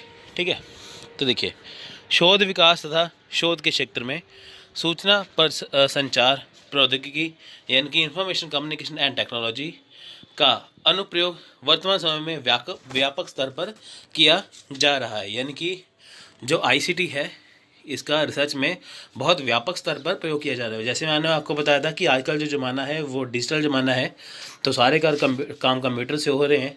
तो आईसीटी का मतलब ये है कि जो काम सारे कंप्यूटर से हो रहे हैं, सब कुछ कंप्यूटर के माध्यम से हो रहा है, ठीक है, वो आईसीटी के अंदर आएगा। ठीक है, आंकड़ों को प्राप्त करने में तथ्यों का क्रमवार अध्ययन करने के साथ साथ विभिन्न विषय वस्तुओं का तुलनात्मक और पिक्टोग्राफिकल अध्ययन करने के लिए आज कोई भी विद्यार्थी सुदूर किसी भी पुस्तकालय, कक्षा, सेमिनार, संगोष्ठी में सूचना संचार प्रौद्योगिकी की मदद से लाभ ले सकता है और लाभ दे सकता है। देखिए कि अगर कोई भी विद्यार्थी है, कोई भी है, अगर विभिन्न विषय वस्तु हैं, ठीक है, अगर आपको उसके बारे में जानकारी प्राप्त करने हैं तो पुस्तक हो, पुस्तकालय, कुछ भी हो, आपको वो ऑनलाइन सब चीज़ें मिल जाएंगी। अब देखिए कि जैसे कि आप बाज़ार से कोई बुक मंगाओगे, कुछ भी है, तो आपको वो ऑनलाइन भी आराम से मिल जाएगी, है ना। आप तो घर बैठे आप पढ़ सकते हो। अब आप ये देखो कि जो आपके पास पुस्तक पड़ी हुई है, बुक जो पड़ी हुई है, अगर आपके पास उसकी पीडीएफ हो तो आपको उस पुस्तक का, उस बुक का वेट नहीं उठाना, वज़न नहीं उठाना पड़ेगा, तो आप उसको मोबाइल में आराम से पढ़ सकते हो। ये किसकी मदद से संभव हुआ है? ये आईसीटी की सहायता से संभव हो पाया है। अब विद्यार्थी को शोध हेतु अलग अलग जगह पर जाने की आवश्यकता नहीं है, इससे समय और धन की बचत होती है। देखिए आईसीटी के आने से पहले हार्ड वर्क बहुत होता था। देखिए पहले होता था हार्ड वर्क, आजकल होता है स्मार्ट वर्क। हार्ड वर्क में समय भी ज़्यादा लगता है और धन भी ज़्यादा लगता है, जबकि स्मार्ट वर्क में ना तो समय ज़्यादा लगेगा ना धन ज़्यादा लगेगा। अब देखिए जैसे कि रिसर्च करनी हो, पहले क्या होता था, रिसर्च करने के लिए आपका जगह जगह घूमना पड़ता था, है ना, तब जाके आपकी रिसर्च जो कवर होती थी। इसमें आपको पैसा भी ज़्यादा लगता था, आपका समय भी बहुत लगता था। अगर आपको अब रिसर्च करनी है तो आप गूगल पे सर्च करिए, ठीक है। रिसर्च जैसे जो रिसर्चर हैं, जो अनुसंधान करता है, या विद्यार्थी, अगर उन्हें कोई चीज़ फाइंड करनी है तो वो पहले गूगल पे सर्च करेंगे, यूट्यूब पे सर्च करेंगे, वहाँ से इन्फॉर्मेशन इकट्ठी करेंगे। इससे क्या हो रहा है, उनका समय बच रहा है, उनसे उनका धन भी, पैसा भी बच रहा है। ठीक है फ्रेंड्स, भारत सरकार के विभिन्न शैक्षिक, वैज्ञानिक, सामाजिक संगठन के वेबसाइट, पोर्टल, ब्लॉग ऐसे सोर्स हैं जिनसे सामग्री को प्राप्त किया जा सकता है। अब देखिए कि जो भारत सरकार ने कई शैक्षिक, वैज्ञानिक, सामाजिक या कई तरह की जो वेबसाइट बनाई हैं, पोर्टल बनाए हैं, कई ऐसे सोर्स बनाए हैं जिससे क्या है कि आप सामग्री आसानी से प्राप्त कर सकते हो। तो पहले क्या था कि पहले किताबों से, अखबारों से, कई जगह से छांट के कई जगह से आपको इन्फॉर्मेशन इकट्ठी करनी पड़ती थी। अब क्या है कि आप वेबसाइट के माध्यम से किसी, ठीक है, पोर्टल के माध्यम से आप उस जानकारी को प्राप्त कर सकते हो आसानी से। ठीक है, ये आपके लिए बहुत लाभकारी होता है। तो ये संभव कैसे हो पाया है? ये संभव हो पाया है एकमात्र आईसीटी की वजह से, यानी कि इंफॉर्मेशन कम्युनिकेशन टेक्नोलॉजी से। ठीक है फ्रेंड्स, तो आजकल टेक्नोलॉजी का ज़माना है। कंप्यूटर, लैपटॉप तकरीबन सभी के पास होंगे। ठीक है, कंप्यूटर, लैपटॉप चलो ना सही, आपके पास, सबके पास स्मार्टफोन तो होंगे, है ना। इंडिया में काफ़ी स्मार्टफोन है लोगों के पास, 60-70 करोड़ लोगों के पास स्मार्टफोन है। ठीक है, तो अब देखिए कि इससे बहुत बड़ा फ़ायदा मिलता है। अगर आपको कोई भी चीज़ जाननी है तो आप सबसे पहले गूगल पर सर्च करोगे। ठीक है, तो ये संभव हो पाया है किसकी वजह से? सूचना एवं संचार प्रौद्योगिकी, यानी कि आईसीटी से।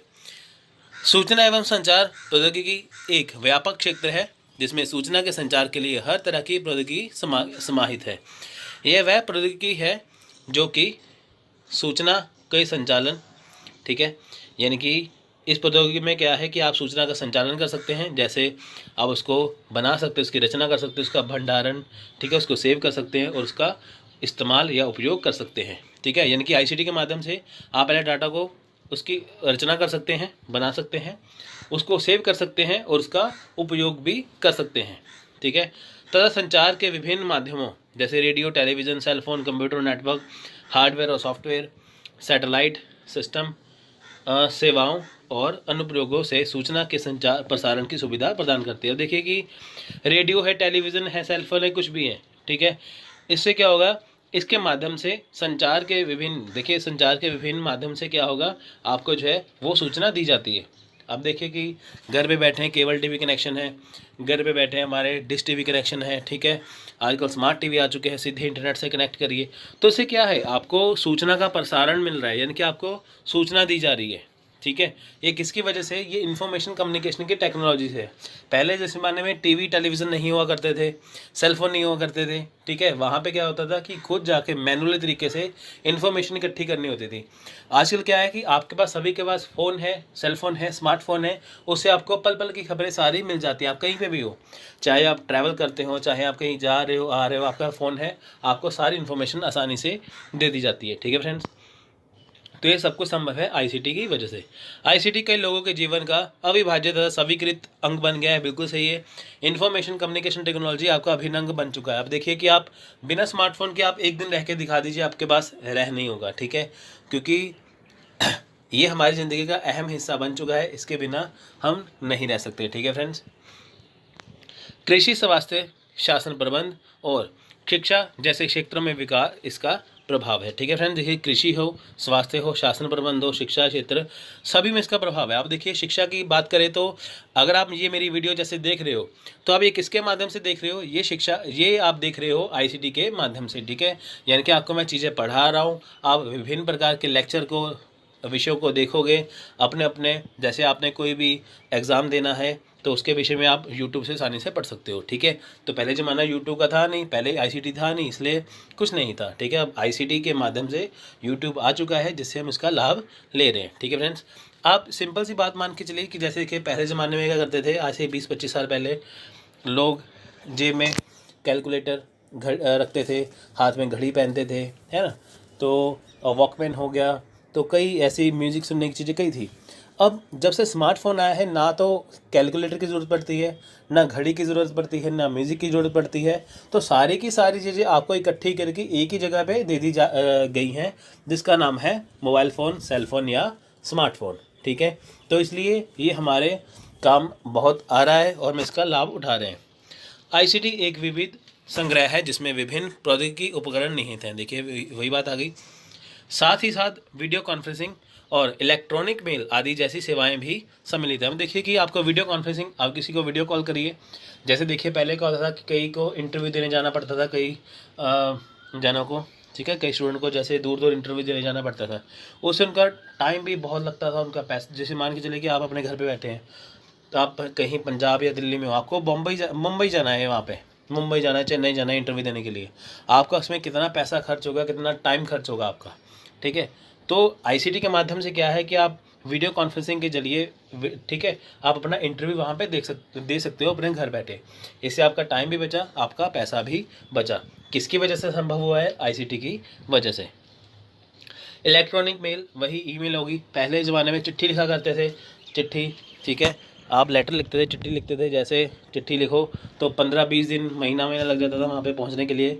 कई बार तो चिट्ठी पहुँचती नहीं थी। आजकल क्या है, ईमेल है, मिनटों सेकंडों में वहाँ पे पहुँच जाती है तो वो चिट्ठी है तो वो लेटर ही है, पर वो क्या है, वो इलेक्ट्रॉनिक है, यानी कि बैठे बैठाए आप कहीं पे भी किसी को भी ईमेल कर सकते हो। वो मिनटों में, सेकंडों में वहाँ पे पहुँच जाती थी। जिस काम को 1 महीना लगता था एक चिट्ठी को पहुँचने में, उस काम को अब मिनट या सेकंड लग रहे हैं। ये किसकी वजह से संभव है? ये है आईसीटी की वजह से संभव है। आईसीटी एक पाइपलाइन प्रणाली की तरह है जहाँ सूचना संग्रहित पानी, ठीक है, सूचना प्रौद्योगिकी भंडारण टंकी और में संचयित होती है। देखिए पाइपलाइन की तरह है। ये सूचना क्या है? एक संग्रहित पानी, जैसे कि होता है ना पाइपों में, जैसे आपके घर में पाइप्स लगे होंगे पानी की, वहाँ पे पानी इकट्ठा रहता है। ठीक है, तो सूचना प्रौद्योगिकी क्या है? एक भंडारण टंकी है। जैसे हमारे घर में पानी की टंकी लगी होगी, वहाँ पे पानी भरा होता है और पाइपों में पानी भरा होता है। तो सूचना एक संग्रहित पानी की तरह है। सूचना प्रौद्योगिकी क्या है? एक भंडारण टंकी की तरह है। तथा संचार प्रौद्योगिकी पाइप के माध्यम से संचार प्रापक के पास पहुंचता है।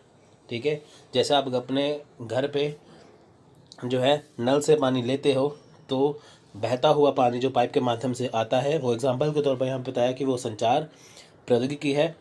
ठीक है, तो जिस टंकी में, जो टंकी है वो सूचना प्रौद्योगिकी है, उसमें जो पानी है वो सूचना है। ठीक है फ्रेंड्स, अब होता है ना ऐसे नीचे नल लगाया, नीचे पानी आ गया, तो आपको मतलब की सूचना मिल रही है। उपयोगी डाटा और सूचना के सृजन, संचारण, भंडारण, पुनर्प्राप्ति और डिजिटल रूपों में संचालन जैसी आईसीटी की डिजिटल प्रौद्योगिकी सूचना के पूरे चक्र में प्रयोग में लाई जाती है। अब देखिए डाटा का उपयोग करना, ठीक है, जो उपयोगी डाटा है, वो उसको रखना, उसका भंडारण करना, यानी कि अगर रिसर्च करने के समय या आपको कोई भी डाटा है उसको आपको सेव करना है तो आप उसको सेव कर सकते हो। अब देखो कि मान लीजिए कि आपके पास बहुत सारी किताबें पड़ी हुई हैं, आप उसको कहाँ पे रखोगे? आपके पास तो जगह भर जाएगी घर पे। तो अगर आपके पास वही पीडीएफ फाइल में पड़ी हो, ठीक है, तो आप उसको कहीं पेन ड्राइव में, कहीं लैपटॉप में, मोबाइल में, कहीं पे भी सेव करके रख सकते हो और उसको आसानी से शेयर भी कर सकते हो। आपका फ्रेंड मान लीजिए आपसे 500 किलोमीटर दूर है, आपको अगर बुक भेजनी है तो आप बुक भेजोगे, उसको पहुंचने में 10 दिन लग जाएंगे, ठीक है। अगर वही आपके पास पीडीएफ के रूप में हो तो आपको वो 1 मिनट भी नहीं लगेगा वहाँ पे पहुँचाने के लिए, ठीक है। सूचना एवं संचार प्रौद्योगिकी के विभिन्न घटक हैं। अब देखते हैं विभिन्न घटक क्या है। देखिए, अब देखिए, पहला है कंप्यूटर हार्डवेयर प्रौद्योगिकी, ठीक है। देखिए, इसके अंतर्गत माइक्रो कंप्यूटर, सर्वर, बड़े मेन फ्रेम कंप्यूटर के साथ इनपुट, आउटपुट एवं संग्रह करने वाली युक्तियाँ आती हैं। देखिए, कंप्यूटर हार्डवेयर प्रौद्योगिकी होगी ना, यानी कि कंप्यूटर की हार्डवेयर टेक्नोलॉजी। कंप्यूटर का जो हार्डवेयर, जिससे कंप्यूटर के जो पार्ट्स होते हैं उसमें क्या है कि आपको इनपुट होता है, आउटपुट होता है, वो ऐसी उसमें जगह उसमें बनाई होती हैं, ठीक है। तो आजकल देखिए आ रहे हैं ना कंप्यूटर, i7 प्रोसेसर आ गया, i5 आ गया, ठीक है, विंडो 10, ऐसे कई नई चीज़ें निकल के सामने आ रही हैं, ठीक है, जो हमारे काम को आसान कर रही हैं। कंप्यूटर सॉफ्टवेयर प्रौद्योगिकी, इसके अंतर्गत operating system, web browser, database प्रबंधन प्रणाली, सर्वर तथा व्यापारिक वाणिज्य सॉफ्टवेयर। देखिए कि कई तरह के सॉफ्टवेयर आ चुके हैं जो विभिन्न लोगों का जो काम है, जो व्यापार है, जो उसके अनुसार सॉफ्टवेयर बनाए जा रहे हैं, ठीक है। जैसे आपका पढ़ना है, आपके लिए तो अलग अलग तरह की सॉफ्टवेयर तैयार हो रहे हैं जिससे आप आसानी से पढ़ सकते हो। कहीं किसी के ऐप को डाउनलोड करके आप कहीं पे अपना जो है वो टेस्ट दे सकते हो, मॉक टेस्ट दे सकते हो, ठीक है, कोई पीडीएफ बना सकते हो ऐसे करके। दूरसंचार एवं नेटवर्क प्रौद्योगिकी, इसके अंतर्गत दूरसंचार के माध्यम, प्रोसेसर तथा इंटरनेट से जुड़ने के लिए तार या बेतार पर आधारित सॉफ्टवेयर, नेटवर्क सुरक्षा, सूचना का कूटन आदि है। देखिए, इसमें है क्या कि दूरसंचार, जैसे आपको किसी को फ़ोन करना है, जैसे आप मान के चलिए आपके पास अब मोबाइल फ़ोन है, उसमें फ़ोन करने की सुविधा दे रखी है, इंटरनेट चलाने की सुविधा दे रखी है, यानी कि आपको कम्युनिकेशन करने की सुविधा दे रखी है। उसमें कई तरह के सॉफ्टवेयर हैं, ठीक है। तो जैसे आप व्हाट्सएप के जरिए किसी को वीडियो कॉल करिए, ऑडियो कॉल करिए, किसी से चैट करिए, तो ये है क्या, ये नेटवर्क टेक्नोलॉजी के अंदर आएगा।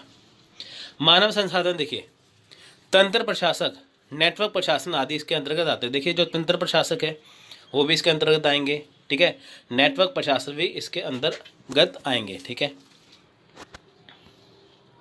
शोध में सूचना एवं संचार प्रौद्योगिकी की महत्ता। अब देखिए कि शोध में इसकी क्या महत्ता है, हमने वो ऊपर पढ़ा है कि आईसीटी की हमारे जीवन में क्या महत्ता है, तो अब जानेंगे कि शोध में इसकी क्या महत्ता है। देखिए, अगर किसी को शोध करना है, किसी को रिसर्च करना है, किसी को अनुसंधान करना है, तो पहले ज़माने में ये थोड़ा सा टफ था क्योंकि उसको हार्ड वर्क बहुत लगता था। आज का ज़माना है स्मार्ट वर्क का, तो इसमें काफ़ी कम समय लगता है। मान के चले कि जैसे कोई अपने हाथों से कोई थीसिस लिख रहा है, उसमें अगर कोई गलती पाई जाए तो वो आसानी से पकड़ी नहीं जाएगी। अगर वही काम हम कंप्यूटर पे कर रहे हैं तो उसकी गलतियां आसानी से पकड़ी जाएंगी, स्पेलिंग वगैरह मिस्टेक जो आसानी से वो पकड़े जाएंगे, ठीक है। उसमें काफ़ी चेंजेस हो सकते हैं। अगर मैनुअली लिखना तो फिर आप काट के दोबारा से लिखो, फिर आपको इतनी मेहनत करनी पड़ेगी। कंप्यूटर में क्या है, 2-3 लाइनें हटा के उसको थोड़ा सा चेंज कर लो, है ना। कॉपी पेस्ट के माध्यम से आप कुछ भी चीज़ें आसानी से कर सकते हो। सूचना एवं संचार प्रौद्योगिकी सेवा अर्थतंत्र का आधार है। देखिए, सूचना एवं संचार प्रौद्योगिकी क्या है, ये रिसर्च में देखिए ये सेवा अर्थतंत्र, यानी कि ये सर्वर इकोनॉमी है, ठीक है।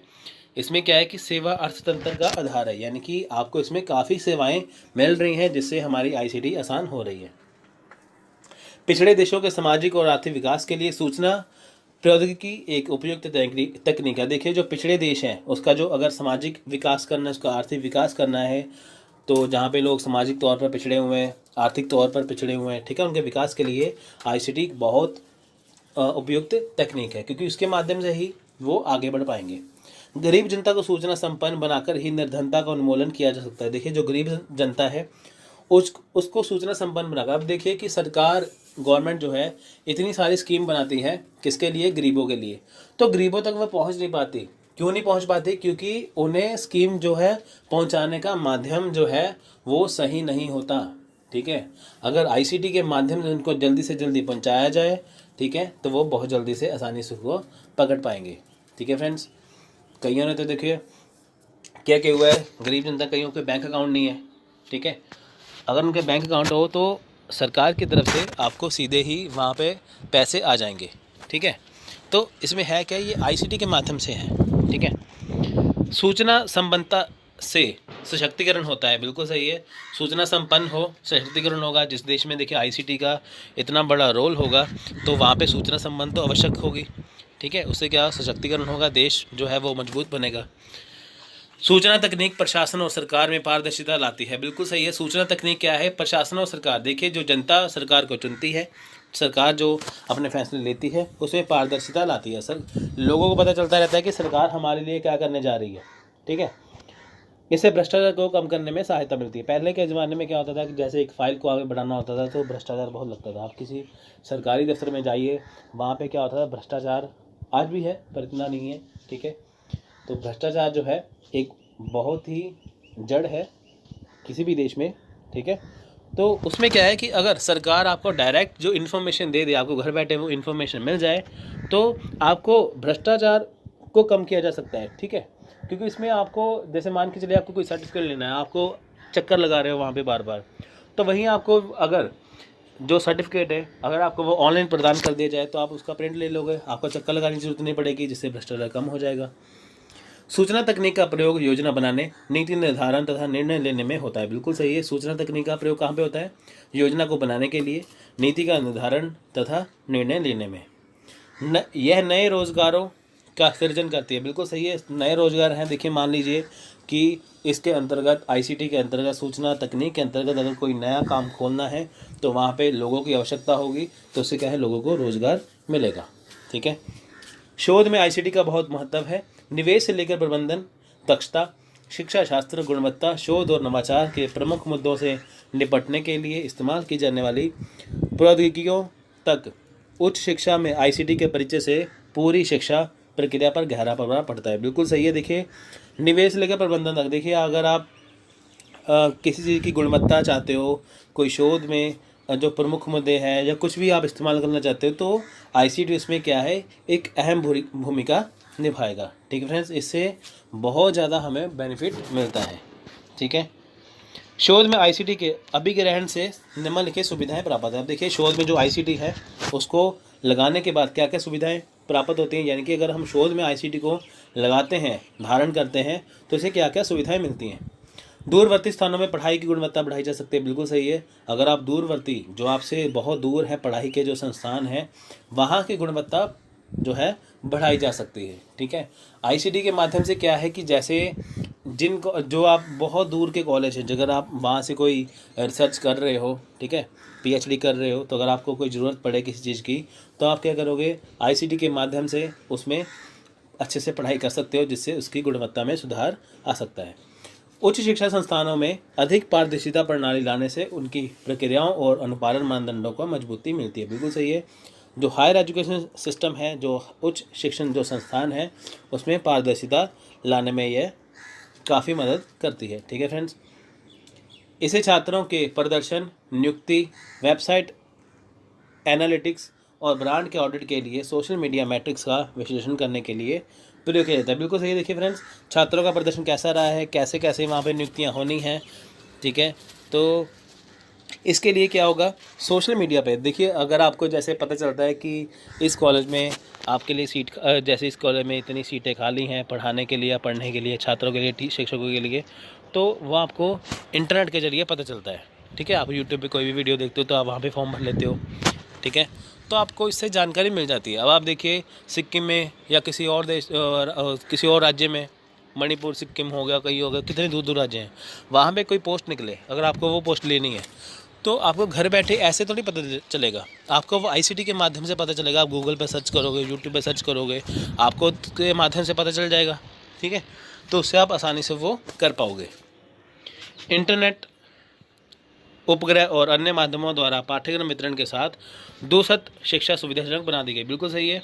इंटरनेट के जरिए क्या है, शिक्षा जो है वो बहुत सुविधाजनक है। आपको कोई भी चीज़ जाननी है, आप गूगल पे जाइए, कोई भी चीज़ जाननी है यूट्यूब पे आइए। आप जैसे मेरी वीडियो देख रहे हो, आपको यूजीसी नेट का एग्ज़ाम डालना है, आप ये वीडियो लेक्चर देखोगे, आपका आसानी से हो जाएगा। तो कहने का मतलब ये है कि जो आपको चीज़ चाहिए पढ़ने के लिए आपको वो इंटरनेट से आसानी से मिल जाएगी। ठीक है फ्रेंड्स, तो शिक्षण में कंप्यूटर आधारित शिक्षा तकनीकों का उपयोग भारत की प्रसिद्ध शिक्षा प्रणाली और संस्थानों द्वारा अपनाया गया है। बिल्कुल सही है। देखिए, अगर शिक्षण है, जो टीचिंग है, टीचिंग में क्या है, कंप्यूटर आधारित शिक्षा तकनीकों का। अब देखिए, जो टीचर है वो जैसे अब बच्चों को पढ़ा रहे हैं स्कूलों में, कॉलेजों में, तो वो कंप्यूटर आधारित शिक्षा तकनीकों का इस्तेमाल कर रहे हैं। ठीक है, यानी कि आपको कोई टॉपिक दे दिया, वो आपको बता देंगे कि आप इसको ढूंढ के लाइए, तो आप इसको गूगल या किसी से भी सर्च कर सकते हो। स्कूलों में भी आजकल कंप्यूटर लगाए जा रहे हैं कि ताकि बच्चों को डिजिटल शिक्षा दी जाए। ठीक है, भारत की जो प्रसिद्ध शिक्षा प्रणाली है, जो संस्थान है जैसे इंजीनियरिंग कॉलेज वगैरह है, वहाँ पे क्या है कि कंप्यूटर के माध्यम से बच्चों को पढ़ाया जा रहा है। ठीक है, कई जगह लाइव लेक्चर दिए जा रहे हैं, यानी कि एक टीचर कहीं पे बैठा है, वहाँ पे वो पढ़ा रहा है, तो उसका जो लेक्चर है, जैसे दिल्ली से मान लीजिए टीचर पढ़ा रहा है, वो गुजरात में लाइव लेक्चर के जरिए पढ़ा रहा है। ठीक है, शब्द और प्रतीकों की विविधता कंप्यूटर की महान शक्ति है, जो शैक्षणिक प्रयास का केंद्र है। बिल्कुल सही है। ई लर्निंग और दूरस्थ शिक्षा कार्यक्रमों में ऑनलाइन शिक्षा के माध्यम से शिक्षण अधिक रोचक और आसान बन रहा है। देखिए, ई लर्निंग यानी कि इंटरनेट इलेक्ट्रॉनिक लर्निंग। देखिए, अब जैसे देखिए, कोई भी आप यूट्यूब पे वीडियो देख रहे हो, चाहे आप मेरी वीडियो देखते हो, उस वीडियो को पूरे भारत के जो है वो स्टूडेंट देखते हैं। यानी कि पूरे भारत के बच्चों ने, जिन्होंने यूजीसी नेट का एग्ज़ाम देना है, अगर वो वीडियो देखते हैं, ठीक है, उनको आसानी हो जाएगी पढ़ने में। ठीक है, अगर आप, जो आपको मैं लेक्चर दे रहा हूँ, अगर आप ये बुक से पढ़ोगे तो आपको ये बोरिंग लगेगा। ठीक है, अगर आप ये वीडियो के माध्यम से देखोगे तो आपको ये आसानी से समझ में भी आएगा और आपको अच्छा भी लगेगा। तो यही काम हो रहा है कि जो चीज़ें हमें किताबों से पढ़ने में बोरिंग लगती है, तो वो अगर हम उसको वीडियो के माध्यम से पढ़ें तो वो हमें आसानी से समझ भी आता है और हमारी रुचि बनी रहती है। इंटरनेट तथा वर्ल्ड वाइड वेब के माध्यम से शिक्षक अपने विद्यार्थियों तक पहुंच सकते हैं और उनको घर बैठे पढ़ा सकते हैं। बिल्कुल सही है। देखिए, जो बच्चे घर बैठे हैं, अब जैसे आप घर बैठे हो, ठीक है, आपको कहीं पे भी जाने की ज़रूरत नहीं है। आपको यूजीसी नेट की कोचिंग चाहिए तो आपको यूट्यूब पर काफ़ी कोर्स मिल जाएंगे। ठीक है, कुछ पेड कोर्स है, कुछ फ्री कोर्स हैं, तो आपको बैठे बैठे उनका लाभ ले सकते हो। जैसे हम यूजीसी नेट पेपर उनका फ्री में कोर्स करवा रहे हैं। ठीक है, तो इससे क्या है कि घर बैठे बच्चे फ्री में कोर्स कर सकते हैं। जिनके पास पैसे नहीं है, जिनके पास टाइम नहीं है, तो वो अपने टाइम के अनुसार ये हमारी वीडियो को देख सकते हैं, उसका लाभ उठा सकते हैं। ठीक है, जो गरीब बच्चे हैं वो फ्री में कोर्स कर सकते हैं। ये किसकी वजह से संभव हो पा रहा है? आईसीटी की वजह से। इंटरनेट मानव ज्ञान का एक उच्चतम संग्रह है। आईसीटी डिजिटल पुस्तकालय जैसे डिजिटल संस्थानों को के सृजन की अनुमति देता है। ठीक है, देखिए, डिजिटल पुस्तकालय, देखिए जैसे हमारी लाइब्रेरी होती है ना, जैसे जहाँ पे हम जाके पढ़ते हैं, अब हमें वहाँ पे ई लाइब्रेरी दे रखी है कि जो हमें पुस्तक चाहिए हम वो इंटरनेट पे पढ़ सकते हैं, हमें कहीं पे जाने की जरूरत नहीं पड़ेगी। जहाँ विद्यार्थी, शिक्षक और व्यवसायी शोध सामग्री तथा पाठ्य सामग्री तक पहुँच सकते हैं। आईसीटी शैक्षणिक संस्थान के दिन प्रतिदिन की प्रशासनिक गतिविधियों को आसान और पारदर्शी तरीके से नियंत्रित करने तथा समन्वय और निगरानी के लिए अवसर प्रदान करता है। पंजीकरण, नामांकन, पाठ्यक्रम आवंटन, उपस्थिति की निगरानी, समय सारणी, वर्ग अनुसूची, प्रवेश के लिए आवेदन, छात्रों के लिए दाखिले में जांच, इस तरह की जानकारी ई मीडिया द्वारा पाई जा सकती है। देखिए, अगर आपको कहीं पे पंजीकरण करना है, रजिस्ट्रेशन करना है, तो आप कर सकते हो, ऑनलाइन कर सकते हो। ठीक है, अगर आपको सिलेबस को कहीं पे देना है, अपने मटेरियल को कहीं पे देना है, तो आप वो देख सकते हो। ठीक है, जैसे कहीं पे कोई एग्ज़ाम हो रहा है, जैसे आपका यूजीसी नेट का एग्ज़ाम देने जाओगे, वहाँ पे कैमरा लगा होगा। ठीक है, तो वहाँ पे अगर टीचर ना भी हो तो कैमरा लगा होगा, तो आपके ऊपर पूरी नज़र रखी जाएगी। ठीक है, वो है उपस्थिति की निगरानी। समय सारणी, टाइम टेबल क्या है। ठीक है, प्रवेश के लिए आवेदन, यानी कि जो आपका एडमिट कार्ड है वो भी आपको इंटरनेट से आसानी से मिल जाएगा। जो रिज़ल्ट है वो भी आपको जल्दी से मिल जाएगा।